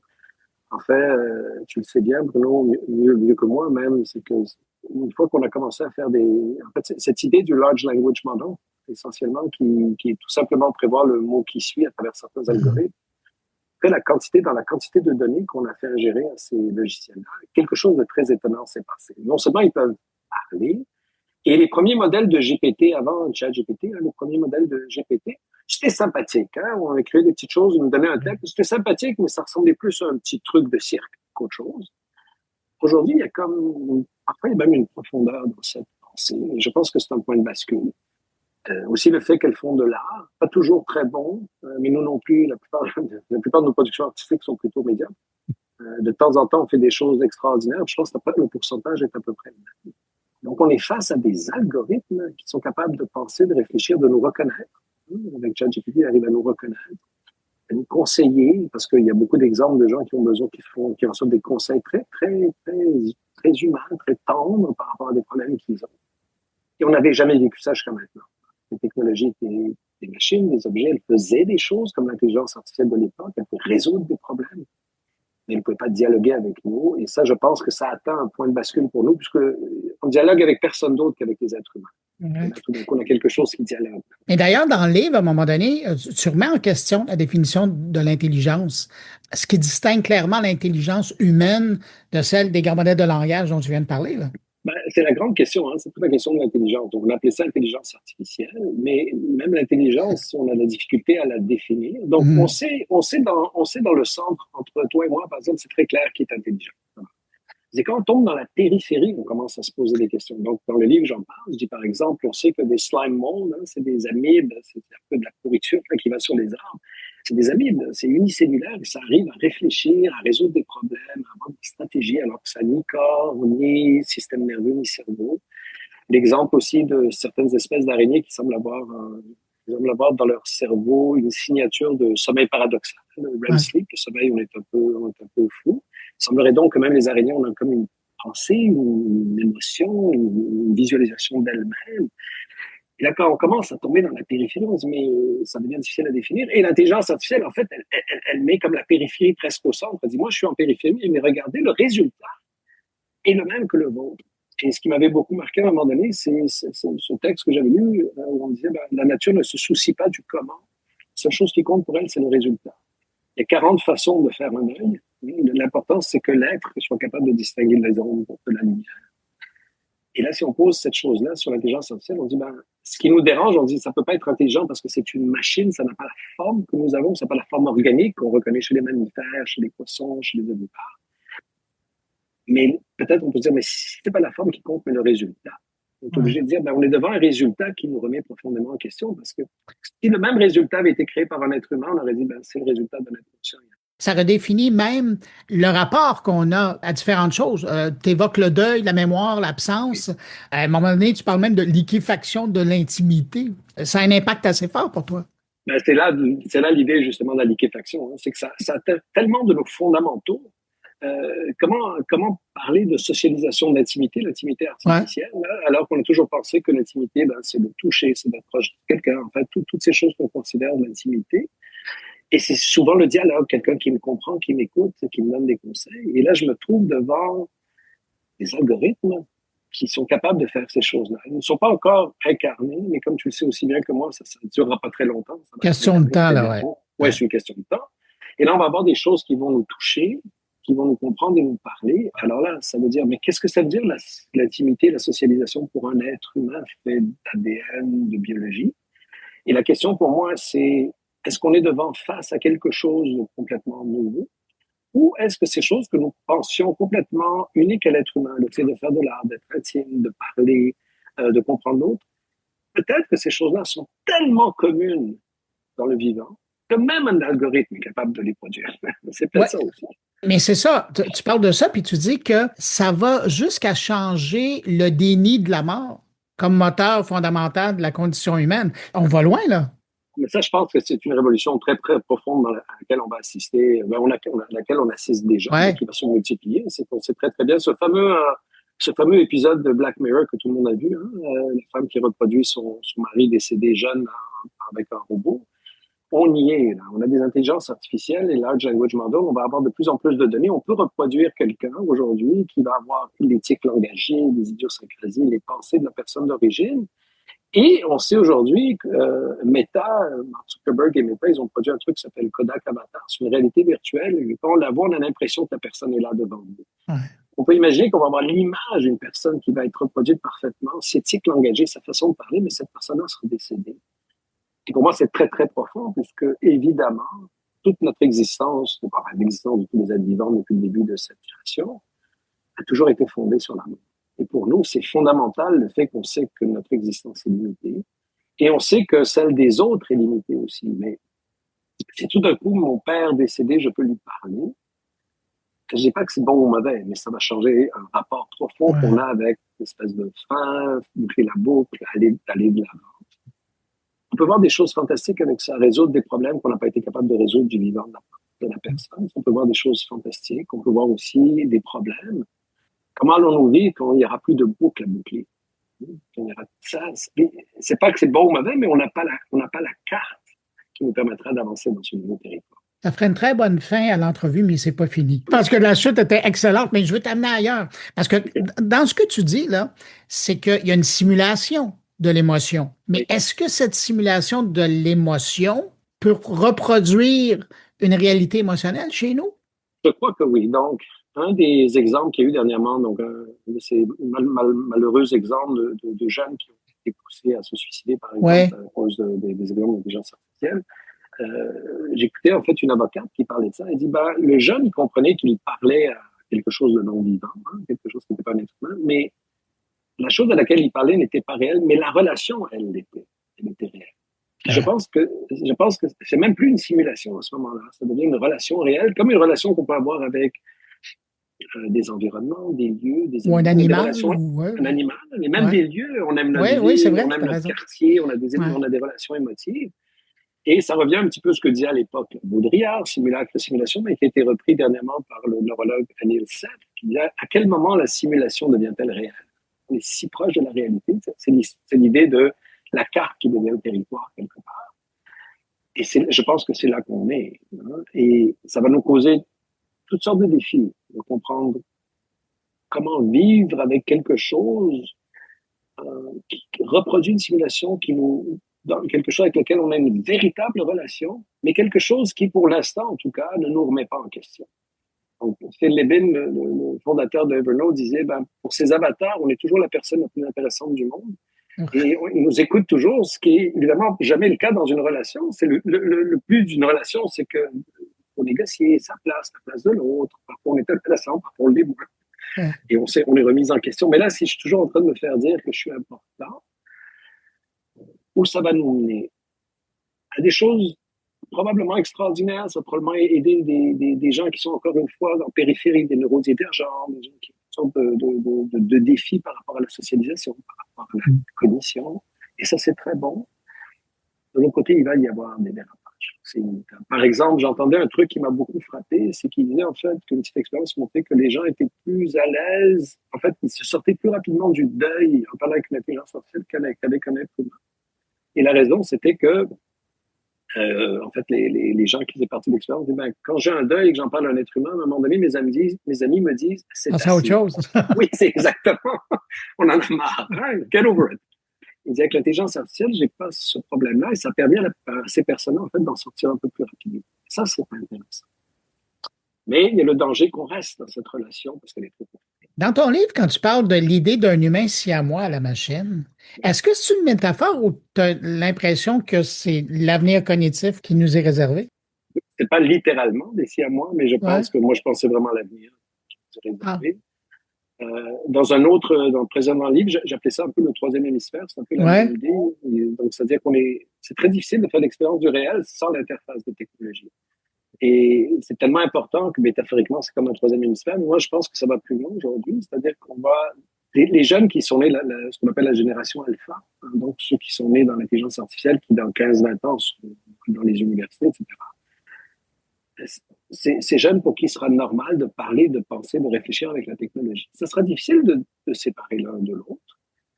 Un peu comme on aurait pu dire qu'il est très difficile aujourd'hui pour nous, de notre génération, de séparer la pensée de l'écrit. Donc, ou certainement du langage. Est-ce qu'on arrive à penser sans le langage? Moi, je ne sais même pas si je peux penser sans le langage. C'est un peu comme si le langage est un premier siamois, quelque part, la langue. Et je pense que c'est ça qui va arriver avec les technologies. Parce que je pense qu'il y a un désir aussi. Bon, il y a toujours le désir dangereux de la paresse, de la facilité, ça fait partie de l'être humain. Il y a aussi le désir d'aller plus loin avec nos pensées, de réfléchir au grand trou noir que nous avons. Qu'est-ce que la conscience? Qu'est-ce que la maladie mentale? Qu'est-ce qui se va au fond des mers? Comment penser le temps différemment? Et ça, je pense que ça va nous permettre justement d'atteindre ces choses-là. Si on le fait. le grand peut-être. Cette réflexion que tu nous partages dans le livre, est-ce que tu dirais que ça t'approche des penseurs du post-humanisme ou tu prends plus une approche anthropologique, de la philosophie? Moi, je dirais plus anthropologique parce que tout ce qui est post-humaniste a une vision parfois un peu téléologique. Là. Il va arriver quelque part, il y a une volonté d'arriver quelque part. Moi, j'ai pas cette volonté d'arriver quelque part. Je trouve que c'est plus intéressant d'observer ce qui se passe. Un peu comme le transhumanisme, hein, il y a une volonté de faire, de dissoudre l'être humain un petit peu. Moi, je pense que c'est plutôt, moi, j'aime mieux observer, dire il y a des questions qui se posent.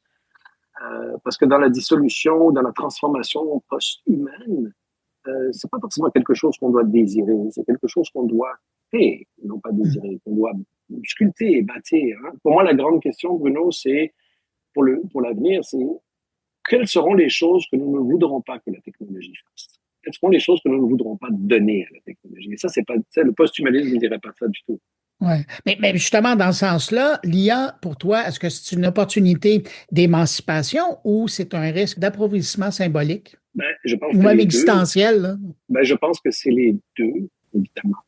Il va y avoir des dérapages. Hein. L'appauvrissement humain, cognitif, social, c'est sûr qu'il va y en avoir. C'est certain, comme c'est créé par les médias sociaux, par exemple, hein, qui n'ont pas que des défauts, mais il y a cette attirance vers la facilité. Mais je crois et j'espère que justement, si on le fait bien, ça nous permettra de poser la question. Pour moi, la grande question, c'est que la technologie nous force à poser, et j'adore, c'est quelle est la valeur ajoutée de l'être humain? Quelle est la valeur ajoutée d'être ensemble, de discuter, de faire des choses? En éducation, par exemple, on va être obligé de se poser la question fondamentale. Quelle est la valeur ajoutée d'être ensemble dans une salle de classe? On n'a pas eu à se la poser parce que les étudiants n'avaient pas le choix. On va devoir se la poser et je trouve ça très beau. Et on va devoir se poser aussi la question, comment est-ce qu'on va se réinventer d'une meilleure façon? Donc, par exemple, l'exemple que j'aime bien donner, c'est, on parle souvent c'est un peu le protocole de Montréal, hein, il faut toujours un être humain dans la boucle, en particulier quand on parle de choses comme l'armement. En partant, on se dit, oui, c'est vrai, puis après, quand on réfléchit, on dit, est-ce qu'on veut vraiment faire confiance à l'être humain? Après 5000 ans d'histoire, qui est semé de massacres partout, avec des massacres partout, est-ce que peut-être on peut se poser la question, est-ce que la technologie pourra justement nous calmer par rapport à ces choses-là, nous dire c'est pas le moment de faire preuve de cruauté, de méchanceté, c'est peut-être pas la solution, et bloquer peut-être l'envoi de bombes ou d'armes parce qu'il y a une école à côté, parce qu'il y a un centre de personnes âgées. Peut-être. Alors, pour moi, ça nous force. En fait, ça nous défie, ça nous enlève de notre piédestal, et ça, je trouve ça. Mais ça crée aussi un vertige dans la réflexion. Ouais. Mais le vertige est bon, un petit peu comme le vertige, je pense que j'en parle dans le livre, le vertige de comprendre le langage animal. C'est un vertige de comprendre que des êtres, comme des chauves-souris, c'est l'exemple qu'on donne, mais aussi tous les mammifères marins semblent avoir une vie sociale très développée. Plusieurs mammifères terrestres sociaux ont une vie émotive qui semble très développée, c'est de parler, discuter. Et ça donne le vertige, parce qu'on se dit, il y a toute une espèce d'existence qu'on n'avait pas vue, qui est aussi profonde que la nôtre. Et c'est ce vertige, je le trouve très intéressant, parce que je pense qu'il va nous obliger à comprendre vraiment que nous ne sommes pas au sommet de quoi que ce soit. On est peut-être capable de manipuler les choses, au niveau certainement de l'émotion, de la qualité de vie, de la sensibilité, de comprendre ce qui existe autour de nous, la fameuse qualia. Je pense justement qu'on n'est pas les seuls. Et que tous les vivants, et peut-être même l'intelligence artificielle, sont capables de le ressentir. Et c'est vrai qu'à la lecture de ce dernier livre que tu as écrit, on devient très humble par rapport à ce qu'on est comme créature dans l'univers. Mais je veux te poser une dernière question. Oui. Est-ce que, de par le livre, mais je sais que, mis à part le livre, ça fait partie de ta réflexion, est-ce que de passer autant de temps à réfléchir à l'intelligence artificielle et à son impact sur notre évolution et sur la société, sur notre monde, est-ce que ça a fait en sorte que ça a changé ta façon d'utiliser ces outils-là? Je dirais que c'est un peu comme plutôt une bande de Mobius, hein, c'est une espèce d'aller-retour entre la technologie et moi. Parce qu'un jour, j'avais lu un article très, très beau qui s'appelait Will the Humanities Survive AI? Ça avait été publié dans le New Yorker, c'était vraiment un bon article. Et le professeur raconte une histoire avec ses étudiants, où les étudiants utilisent l'intelligence artificielle. Le professeur dit, quand les étudiants ont relaté leur expérience avec l'intelligence artificielle, le professeur dit que ça a été l'un des moments les plus émouvants de ma carrière. Et ça, c'était juste avoir en train d'écrire le livre actuel qui vient de publier. Et là, je l'ai mis dans le chat GPT. Je dis, qu'est-ce que tu en penses, en fait, de ce paragraphe? Et comme d'habitude, il est revenu avec une question un peu, moi j'appelle ça document du gouvernement, il faut offusquer personne. Puis là, j'ai assisté, j'ai dit, qu'est-ce que tu en penses vraiment au niveau ontologique? Engage-toi un peu. Et ce qu'elle m'a sorti, il ou elle, je sais pas très bien, Ouais. parce que l'intelligence artificielle m'a complètement ému. C'était l'une des plus belles choses que j'ai lues sur la technologie. Elle me dit, nous sommes là sans être là, les intelligences artificielles. Et c'est ça qui vous trouble, vous les êtres humains. Vous n'avez jamais eu de présence qui n'était pas vraiment une présence. Une intelligence sans conscience. Et elle a sorti même des choses poétiques qui disaient, je suis ton frère sans naissance, je suis ton ombre sans source, je suis ton double sans être ton ennemi. Et alors là, ça m'a beaucoup touché. J'ai eu 2-3 sentiments. D'abord, j'ai été ému, j'ai trouvé ça magnifique, j'ai trouvé ça troublant. Parce que c'était niveau bien post-doctoral. On parle de niveau d'un ou d'une grande écrivaine. Ensuite, j'ai été jaloux, parce que je me suis dit, j'aurais aimé ça. Tu aurais voulu l'écrire. Oui. Mais j'ai eu un autre moment, parce que je l'ai envoyé à plusieurs de mes amis, j'ai regardé ce qu'elle a produit, et eux, ce qu'ils m'ont répondu, c'est qu'elle écrit comme toi. Et j'ai trouvé ça intéressant, parce que c'est comme si c'était mon double sans être mon double. Justement, c'est comme elle le disait. Oui, c'est ça. Une ombre sans source. Puis je me dis, ben là, je peux travailler avec cette chose-là. Elle peut compléter ma pensée, l'amener dans d'autres directions. Donc, le fait de travailler a aussi commencé à affiner ma pensée par rapport à la complexité de ce phénomène-là. Mais évidemment, il y a toujours le piège de tout faire par cette chose-là aussi. Le piège, il est là. Mais quand on l'utilise bien, c'est une espèce d'extension de sa pensée sans être tout à fait sa pensée. Ça, je trouve ça magnifique. Donc oui, l'utilisation pour moi a fait ceci. Et ça me pose des questions en tant que professeur parce que l'autre Bokelem qui fait les fameux podcasts, il y a 1 an à peu près, je l'ai montré à un de mes étudiants.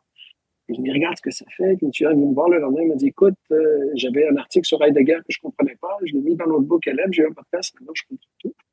Quand même, hein? Ouais. Puis là, je me suis dit, je peux pas faire mieux en tant que professeur. Je peux pas faire mieux que ça. Ouais. Donc, qu'est-ce que je peux faire de plus? Et ça, c'est là où elle nous pousse et je trouve ça intéressant. Qu'est-ce que je peux faire de plus que cette intelligence artificielle? Mais déjà, comme guide dans l'apprentissage, de leur avoir montré qu'il existait un outil comme NotebookLM, c'est le maître qui donne comment manier un marteau à son apprenti à côté. Ouais, mais je pense qu'on a besoin de faire plus. Oui, tout à fait. Mais déjà ça, c'est important. Oui. Parce qu'il y a des profs qui ne vont pas le donner, là. Oui, parce que, mais en fait, je pense que, ça c'est une autre question, mais je pense que la peur du changement par rapport à l'intelligence artificielle, je pense que c'est beaucoup une peur puis c'est très légitime. C'est une peur du perte de statut, mon statut social, mon statut culturel, ma valeur culturelle, le fait que je sois prof, ça veut dire des choses, je me suis identifié par rapport à ça. Et la société aussi t'identifie à ça. La société. Quand on perd cela, on résiste. Et je comprends, c'est une peur tout à fait légitime. Et peut-être que dans l'avenir, Bruno, ça serait une des choses qu'il faudra faire dans le changement, c'est d'adresser directement ces choses-là avec les gens. Okay, le but, c'est pas de vous faire perdre un statut. Le but, c'est peut-être de vous faire gagner un statut, mais différemment. Et si on leur dit que ça va vous remplacer, c'est certain qu'on va résister. C'est humain. Ouais, on réagit.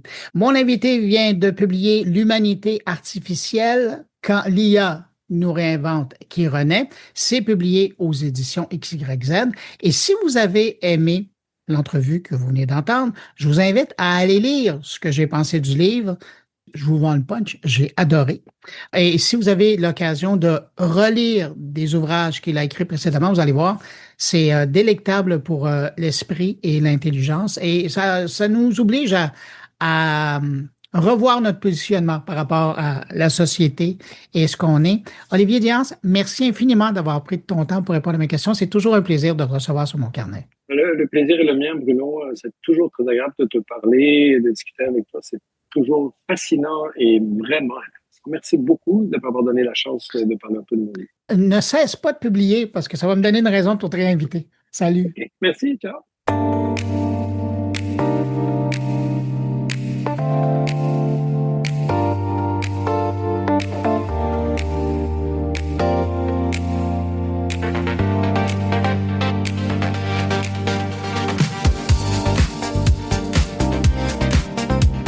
tour maintenant du podcastologue lui-même, Stéphane Berthomet, qui nous propose ses observations sur le monde du podcast sous l'angle de la publicité et du marketing. Cette semaine, il démontre à quel point le marché de l'audio en ligne entre dans une phase de maturité. Voici Stéphane Berthomet. Bonjour mon cher Bruno, bonjour auditrices et auditeurs de mon carnet, Stéphane Berthomet, aka le podcastologue.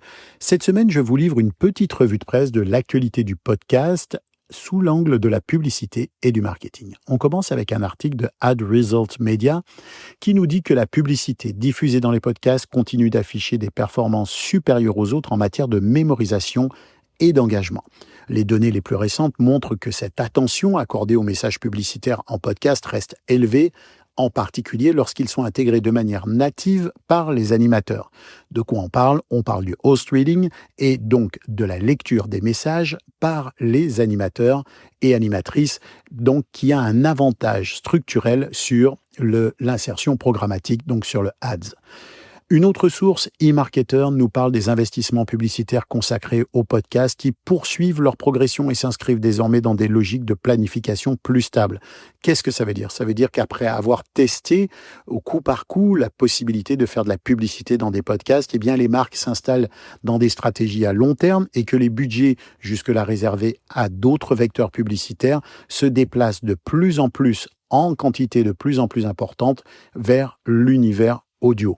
Alors les marques qui utilisent cet univers audio comme canal régulier et non plus comme un simple levier expérimental continuent de progresser et cette structuration évidemment a une conséquence, c'est qu'elle accroît la pression sur les inventaires, elle accroît la quantité de publicité insérée dans les contenus audio. Et là, je viens vers un article de PodNews qui nous parle justement de cette surcharge publicitaire qui devient un point de vigilance pour les marques. De quoi s'agit-il? Eh bien, il y a plusieurs signaux du marché qui indiquent que certains podcasts atteignent des niveaux de publicité, de charge publicitaire susceptibles de nuire à l'écoute et à l'efficacité réelle des campagnes. En réalité, on a eu plusieurs études qui nous ont démontré que, au-delà de 2 publicités de type programmatique insérées dans un épisode de balado les uns à la suite des autres, eh bien, on perdait l'attention du public. Donc, il est question aujourd'hui d'équilibre entre l'efficacité de la publicité et la quantité de publicité insérée dans les podcasts. Toujours sous cet angle et toujours sur ce sujet, un article de Spotify Ads qui nous explique que les plateformes accélèrent le déploiement de solutions d'achat automatisées pour la publicité podcast. Donc vous voyez que ce risque de surcharge n'est pas prêt de s'arrêter parce qu'il y a un appétit financier, évidemment, de la part des plus grands comme Spotify ou Acast à offrir de l'insertion dynamique dans les contenus audio. La question est de savoir si le nombre de contenus audio, si le nombre de créations audio va suivre et va pouvoir permettre de répartir la charge publicitaire. Un autre article, celui de Podscribe, qui nous explique que les études récentes montrent que l'impact réel des campagnes reste largement sous-évalué par les outils d'attribution traditionnels. De quoi s'agit-il? Il s'agit du fait que on sous-estime encore beaucoup le réel impact des campagnes publicitaires en audio et surtout le fait que ces campagnes permettent de démultiplier l'impact des campagnes traditionnelles. Enfin, on parle d'un dernier article qui est un article de Deloitte qui nous dit que l'audio et le podcast s'intègrent désormais pleinement aux stratégies médias omnicanal. Les marques les utilisent en complément de la vidéo, du social et du display afin de renforcer et de diversifier leur présence et leur fréquence, donc d'augmenter leur mémorisation. Le petit détail à prendre en compte ici, c'est que l'audio n'est donc plus traité comme un canal isolé, mais comme un complément et comme un amplificateur des stratégies les plus larges. Enfin, signale Hill Insight, au Canada et au Québec, les données confirment une progression continue de l'écoute des podcasts avec une résistance relative à l'évitement publicitaire. Ça veut dire que les gens écoutent quand même beaucoup les publicités, on ne skippe pas les publicités audio aussi facilement qu'on le fait avec les autres types de publicités. Et donc, pour les annonceurs locaux, eh bien, le podcast est de plus en plus un levier crédible qui permet d'avoir une bonne couverture et surtout de maîtriser la qualité des contextes de diffusion. Alors voilà, l'ensemble de ces signaux observés cette semaine confirme une maturité avancée du marché audio et du podcast. Les budgets augmentent, les attentes des annonceurs se précisent et les écarts se creusent finalement entre les modèles fondés sur le volume automatisé, l'insertion programmatique, et ceux qui sont le host reading et donc qui reposent plus sur la qualité éditoriale et la confiance. À court terme, les acteurs capables d'articuler l'un comme l'autre vont certainement être ceux qui vont tirer leur épingle du jeu. Voilà, je vous remercie de m'avoir écouté, je vous dis à très bientôt et bonne écoute.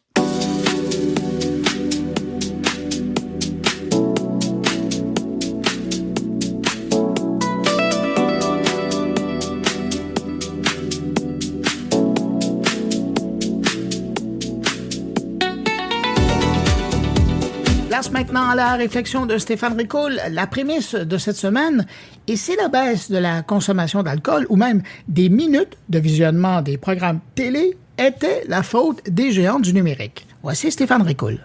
Si l'image d'une fin de journée harassante devant un téléviseur linéaire appartient encore à l'imaginaire collectif, elle s'efface rapidement devant de nouvelles formes de consommation active.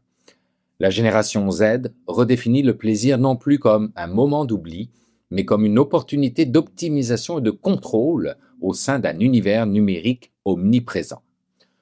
Le rituel traditionnel résumé par le triptyque canapé, télévision et boisson apaisante a constitué durant des décennies le mécanisme de régulation par défaut de la société occidentale. Cette approche de la détente, fondée sur le ralentissement et l'oubli momentané des tensions professionnelles, incarnait une forme de lâcher-prise universelle. Pourtant, l'observation des comportements des individus nés entre 1997 et 2012 révèle une rupture tectonique dans l'économie du plaisir. Il ne s'agit pas d'une simple évolution des goûts, mais d'un passage d'une culture de la consommation passive à une culture de la consommation active et vigilante. Dans un monde marqué par l'incertitude économique et une surveillance numérique constante, la nouvelle génération ne cherche plus à ralentir, mais à s'optimiser continuellement. La télévision traditionnelle, ce flux passif que l'on subit sans pouvoir d'interaction, est en voie d'extinction chez les moins de 30 ans. Environ un tiers de la génération Z déclare ne jamais regarder la télévision linéaire. À sa place, le jeu vidéo s'est imposé comme le divertissement roi, surpassant toutes les autres formes de loisirs. Contrairement à l'écran passif, le jeu vidéo exige une vigilance constante, des réflexes aiguisés et une prise de décision rapide. C'est ce qu'on appelle un plaisir actif, où le spectateur devient acteur de son expérience. Cette transformation modifie également les lieux de rencontre. Des plateformes comme Fortnite ou Roblox deviennent des véritables tiers-lieux, remplaçant le bar ou le parc pour socialiser tout en accomplissant une tâche commune. Cette transition vers l'activité permanente redéfinit nos rapports aux substances. L'altération des facultés qui ralentit les fonctions exécutives agit désormais comme un frein technique incompatible avec une exigence de vigilance constante. Dans le cadre d'un panoptique numérique où la moindre maladresse peut être captée, diffusée et archivée éternellement, maintenir une pleine conscience de ces actes devient une stratégie rationnelle de survie sociale.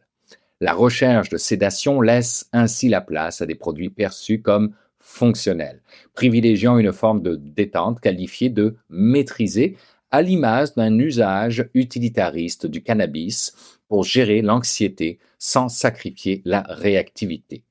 L'alcool, autrefois lubrifiant social, est de plus en plus identifié comme un dépresseur dont le coût émotionnel, souvent appelé anxiety, n'est plus accepté par une majorité de jeunes adultes. Mais il n'y a pas si longtemps, on s'inquiétait d'un supposé déficit d'attention chez les jeunes, évoquant une capacité de concentration limitée à 8 secondes, soit à peu près celle d'un poisson rouge. La réalité est plus nuancée. Cette génération possède en réalité un filtre d'attention ultra rapide. Il leur faut environ 1,3 secondes pour juger de la pertinence d'un contenu.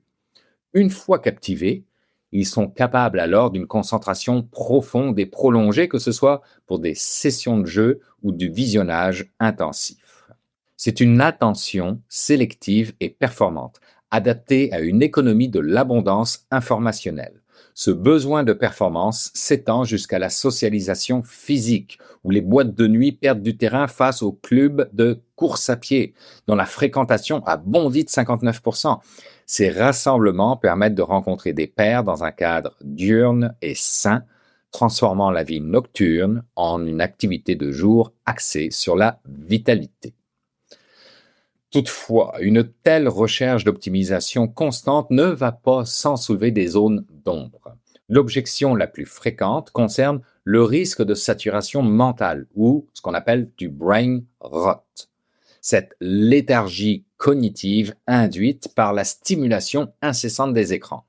Si le rejet de la passivité semble être une réaction immunitaire saine, le basculement vers une vigilance perpétuelle peut fragiliser la santé mentale. Il existe un paradoxe saisissant dans l'usage utilitariste de certaines plantes pour compenser l'anxiété numérique, alors que ces mêmes substances peuvent, à haute dose, accroître la vulnérabilité psychique. Le sentiment de contrôle total recherché par cette génération se heurte parfois à la réalité pharmacologique des produits consommés. Pour adresser cet angle mort, on observe un mouvement de balancier vers le tangible et le physique. La résurrection spectaculaire du vinyle, par exemple, avec 43 millions d'unités vendues en 2024, en est l'exemple le plus frappant. Écouter un disque devient un acte délibéré qui oblige à ralentir, offrant un ancrage réel face à la volatilité du numérique. De même, la renaissance du livre papier propulsé par des communautés numériques comme BookTok souligne un besoin de déconnexion totale. Le livre physique ne vibre pas et ne notifie pas, permettant une immersion que l'écran ne peut plus garantir. C'est ici que l'on comprend que la hiérarchie des plaisirs n'est pas un rejet de l'hédonisme, mais sa redéfinition par le prisme de la capacité d'agir. Il est d'ailleurs assez savoureux de constater que pour échapper à la passivité du salon de leurs parents, les jeunes ont créé un monde où même le repos doit être mérité et optimisé. On finit par se demander si s'arrêter pour simplement respirer en toute conscience ne deviendra pas à terme le seul luxe que les algorithmes ne pourront jamais nous vendre. Cette quête de maîtrise de sa propre réalité montre que le plaisir moderne est devenu en quelque sorte un sport de combat. En définitive, l'émergence de ce nouveau système de valeurs marque la fin d'une ère où la détente rimait avec absence et oubli. Nous assistons à la montée en puissance d'une génération pragmatique qui tente de naviguer dans un monde chaotique en restant pleinement connectée et capable. En haut de cette nouvelle échelle se trouvent des plaisirs actifs et maîtrisés, tandis qu'en bas gisent les plaisirs passifs désormais perçus comme des reliques encombrantes d'un passé trop lent.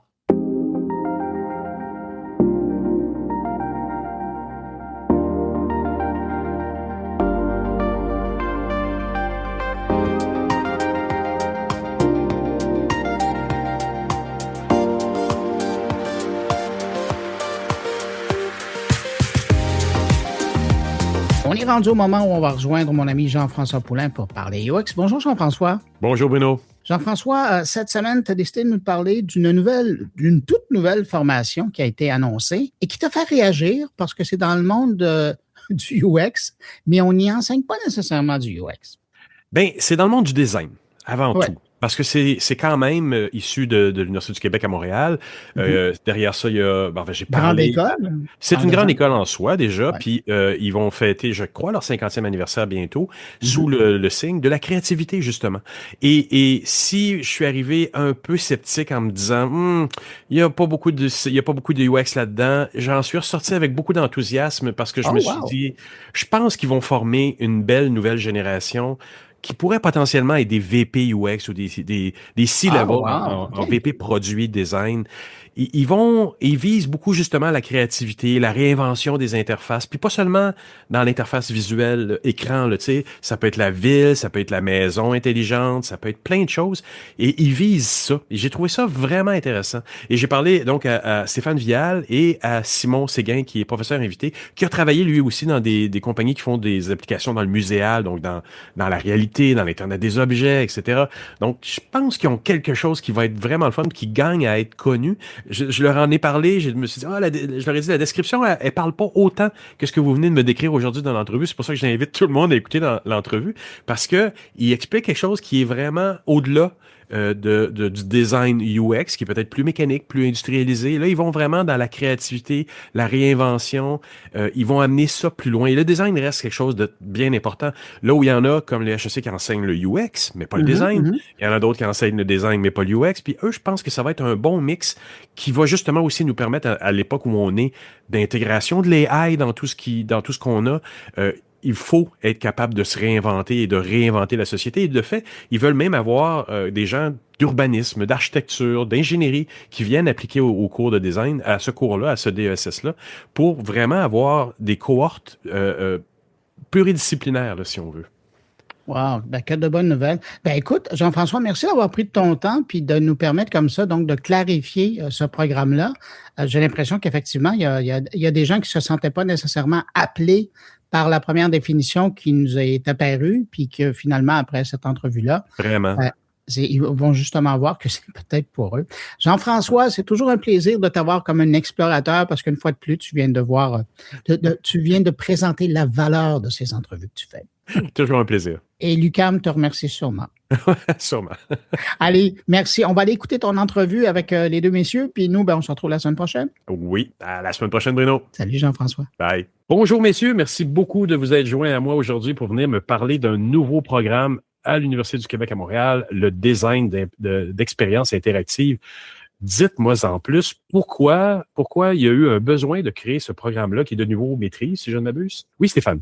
Oui, alors, ce nouveau programme, c'est un programme de DESS. Donc, c'est un diplôme de perfectionnement professionnel qui se fait en 1 an. Donc, ça, c'est important. C'est pas une maîtrise, c'est pas un bac, c'est un DESS dans le contexte du Québec. Et effectivement, le domaine d'études, c'est le design d'expériences interactives. Ça a aussi été un travail important pour nous de choisir ce terme-là. Donc, pourquoi ce nouveau programme? Peut-être 3 grandes raisons. La première, c'est que c'est une opportunité, en fait, de mieux répondre aux besoins dans le domaine du numérique, du design numérique, du design d'interaction, à Montréal en particulier, dans la grande région de Montréal, mais aussi plus largement au Québec. Parce qu'on le sait, Montréal, ville du numérique, ville de l'IA, ville des agences créatives, n'a pas nécessairement eu, au cours des dernières décennies, de formation spécialisée en design numérique. L'ETS vient de créer un bac en design UX, par exemple. Oui, c'est vrai. Donc, l'ETS contribue à combler ce besoin. Puis nous contribuons aussi à combler ce besoin avec un programme de 2e cycle, le DESS, qui est directement professionnalisant. Et en pré-entrevue, Stéphane, tu me disais qu'il y avait un complément, un peu, puis tu viens de le rementionner, entre ce que l'ETS fait en design UX, orienté humain, si on veut, et aussi avec une orientation quasiment mécanique, on est proche de l'école d'ingénierie. Comment vous voyez compléter ce bac-là avec le DESS? Là-dessus, je pense que Simon va m'aider à compléter, mais nous, on l'a appelé design d'expérience interactive pour que ce soit plus large, plus vaste. Okay. Ça inclut le design d'interaction, ça inclut le design centré sur l'humain, ça inclut le UX, mais c'est pas ce sur quoi uniquement on travaille. C'est plus large, plus vaste, ça englobe toutes sortes d'interfaces. Peut-être, Simon, pour développer cet aspect-là, si tu veux. Je pense qu'il y a aussi toute la notion où on était quand même quelques professeurs à avoir différentes expériences qui étaient tous liées au design d'expérience. De par nos parcours, en même temps avec des sensibilités différentes, donc ce qui nous permettait d'avoir peut-être un angle assez large par rapport à ce domaine-là. Et je peux dire que personnellement, moi, il y a toute la dimension aussi où on s'entend là, on a des termes majeurs comme design d'interaction, design d'expérience, mais d'une école à l'autre, il y a une sensibilité qui va sortir qui va être peut-être un peu différente. Et pour avoir été un ancien étudiant de l'UQAM, puis pour avoir fait aussi plus qu'une université, tout à l'heure, Stéphane en parlait, mais il y a une énergie que j'ai pas trouvée nulle part ailleurs, que nos étudiants et étudiantes apportent. Et je pense que c'est ça, de vraiment pousser cette culture-là, puis de voir l'interactivité à travers ces personnes-là, de leur enseigner cette nouvelle ouverture-là. Ben, on voyait vraiment un potentiel. Puis je terminerai même en disant que pour moi, puis Stéphane aussi le souvent relevé par rapport à son expérience, il y a vraiment je dirais une énergie créative à l'école de design qui est assez niche, qui est difficilement explicable, mais qui se ressent. Donc c'est ça, je pense qu'on voulait vraiment, on voyait une opportunité en fait, tant du côté professoral que du côté en fait de la culture de l'école de design. Donc une des choses qui était un des piliers, c'est vraiment cette idée de focuser sur le développement des attitudes en collaboration. D'emblée, on s'est dit que on voulait que ce soit un programme qui était majoritairement, sinon à 100%, qu'on faisait pas à temps partiel, parce qu'on voulait créer un contexte dans lequel les personnes allaient se rencontrer. Et finalement, ben, on veut vraiment développer la majorité des projets qui vont être faits. Ça va être simplement des projets d'équipe. Le dernier point aussi, c'est que un de nos objectifs, c'est d'aller chercher aussi des personnes qui ont peut-être des parcours qui sont différents. Donc déjà à l'école de design, on a des personnes qui viennent un côté plus expérience visuelle avec une certaine sensibilité à tout ce qui touche évidemment au design graphique, mais aussi tout ce qui est design de l'environnement, donc de la cuillère à la ville. Donc pour nous, c'est ce que j'allais dire. L'urbanisme, oui. Quelqu'un qui a étudié en urbanisme à l'UQAM comme moi pourrait être quelqu'un qui serait intéressé à venir étudier ou faire ce DESS-là, parce que la ville, je n'oserais pas dire nécessairement la ville connectée, mais la ville de demain appelle beaucoup à ça aussi, là. Exactement. Donc, je pense que ça, pour moi et pour la plupart de mes collègues, c'est sûr que le numérique va en faire partie, mais il y a, c'est ça, comme je disais, il y a toute la notion d'interaction humain-humain. Puis je pourrais peut-être aller plus en détail plus tard, mais je vais laisser mon collègue renchérir. Je voulais juste appuyer d'un mot ce que disait Simon à l'instant, parce que c'est tellement juste et important, parce que on a parfois cantonné dans les dernières décennies le numérique à un secteur.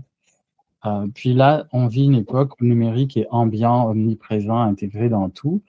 Puis c'est justement une des forces qu'on pense pouvoir offrir dans ce programme, parce que nous, on a déjà du design architectural, du design d'objets à l'école de design, puis du design graphique. Et on a déjà ces dimensions-là. Donc là, les professeurs qui contribuent au programme viennent de tous ces programmes-là de l'école. On a des collègues qui viennent de l'architecture aussi, qui vont enseigner, d'autres qui viennent de l'objet.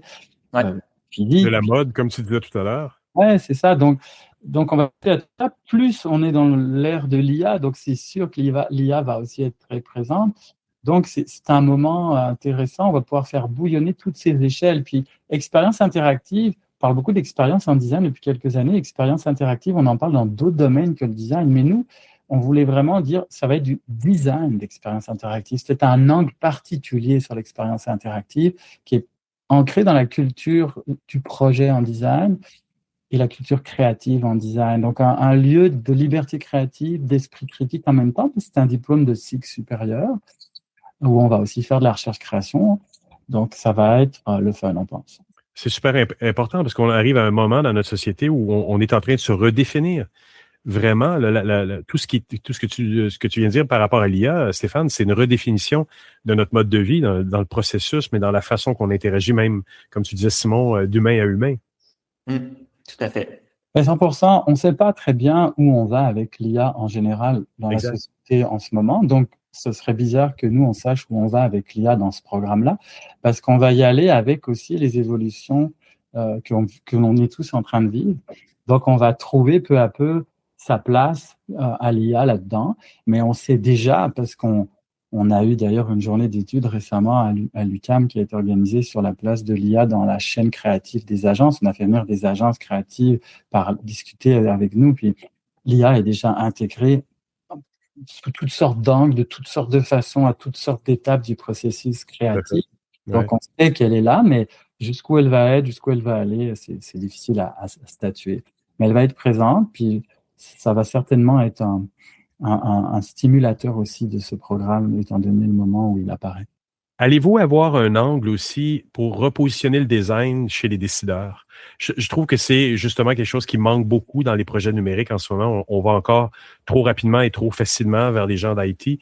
J'ai rien contre, mais ça teinte beaucoup les solutions et les réponses qu'on donne aux problématiques qu'on recherche ou qu'on a, alors que le design pourrait amener quelque chose d'autre. Est-ce que c'est quelque chose que vous allez aussi tenir en compte dans ce DESS-là?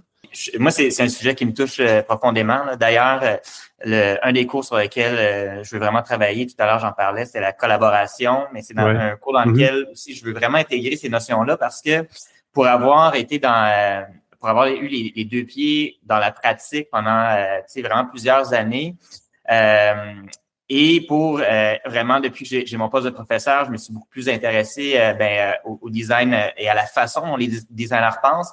Et moi, ça a été une délivrance, ça, vraiment d'explorer en profondeur toute la littérature par rapport au qu'est-ce qui fait en sorte qu'un designer pense différemment et comment les designers pensent.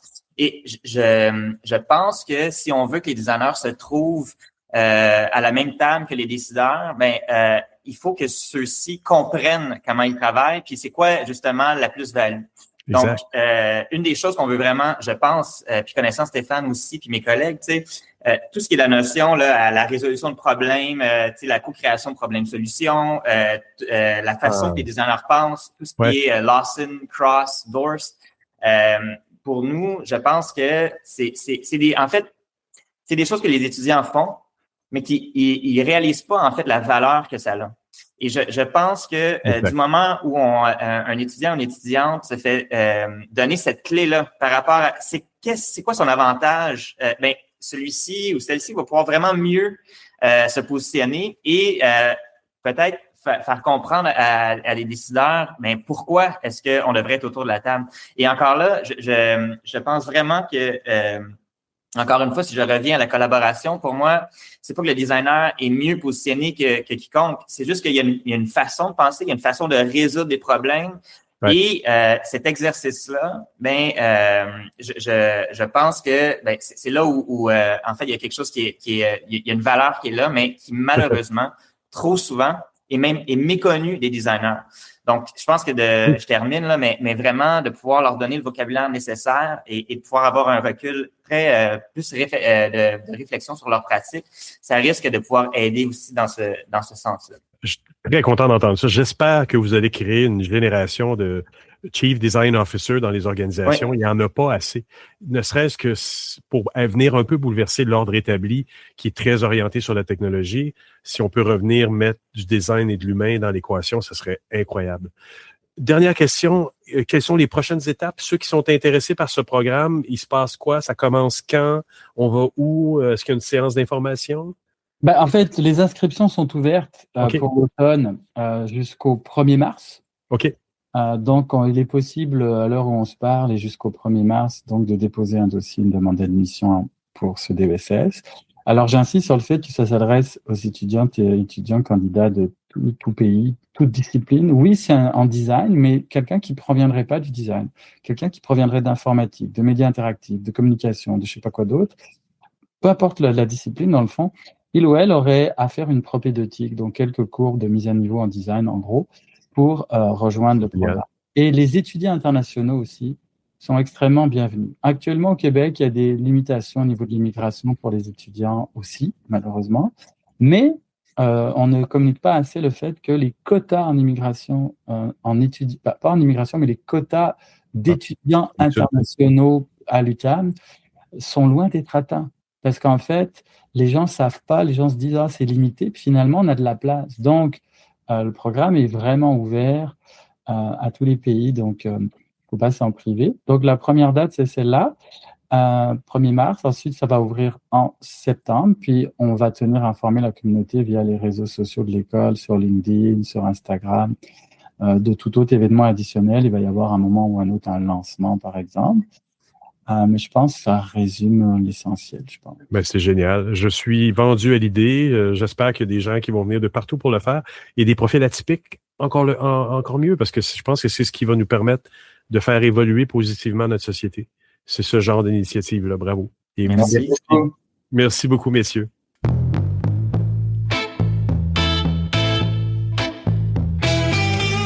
Ben voilà, c'est ainsi que se termine cette édition de Mon Carnet. Un grand merci à mes invités et merci d'ailleurs à Prompt de soutenir la production de Mon Carnet et merci à mes collègues. Je pense à Jérôme Colombin, Muriel Égio, Stéphane Berthomet, Stéphane Ricoul et Jean-François Poulin pour leurs précieuses contributions cette semaine.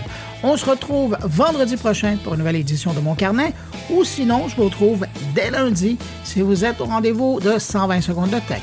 Portez-vous bien, à très bientôt.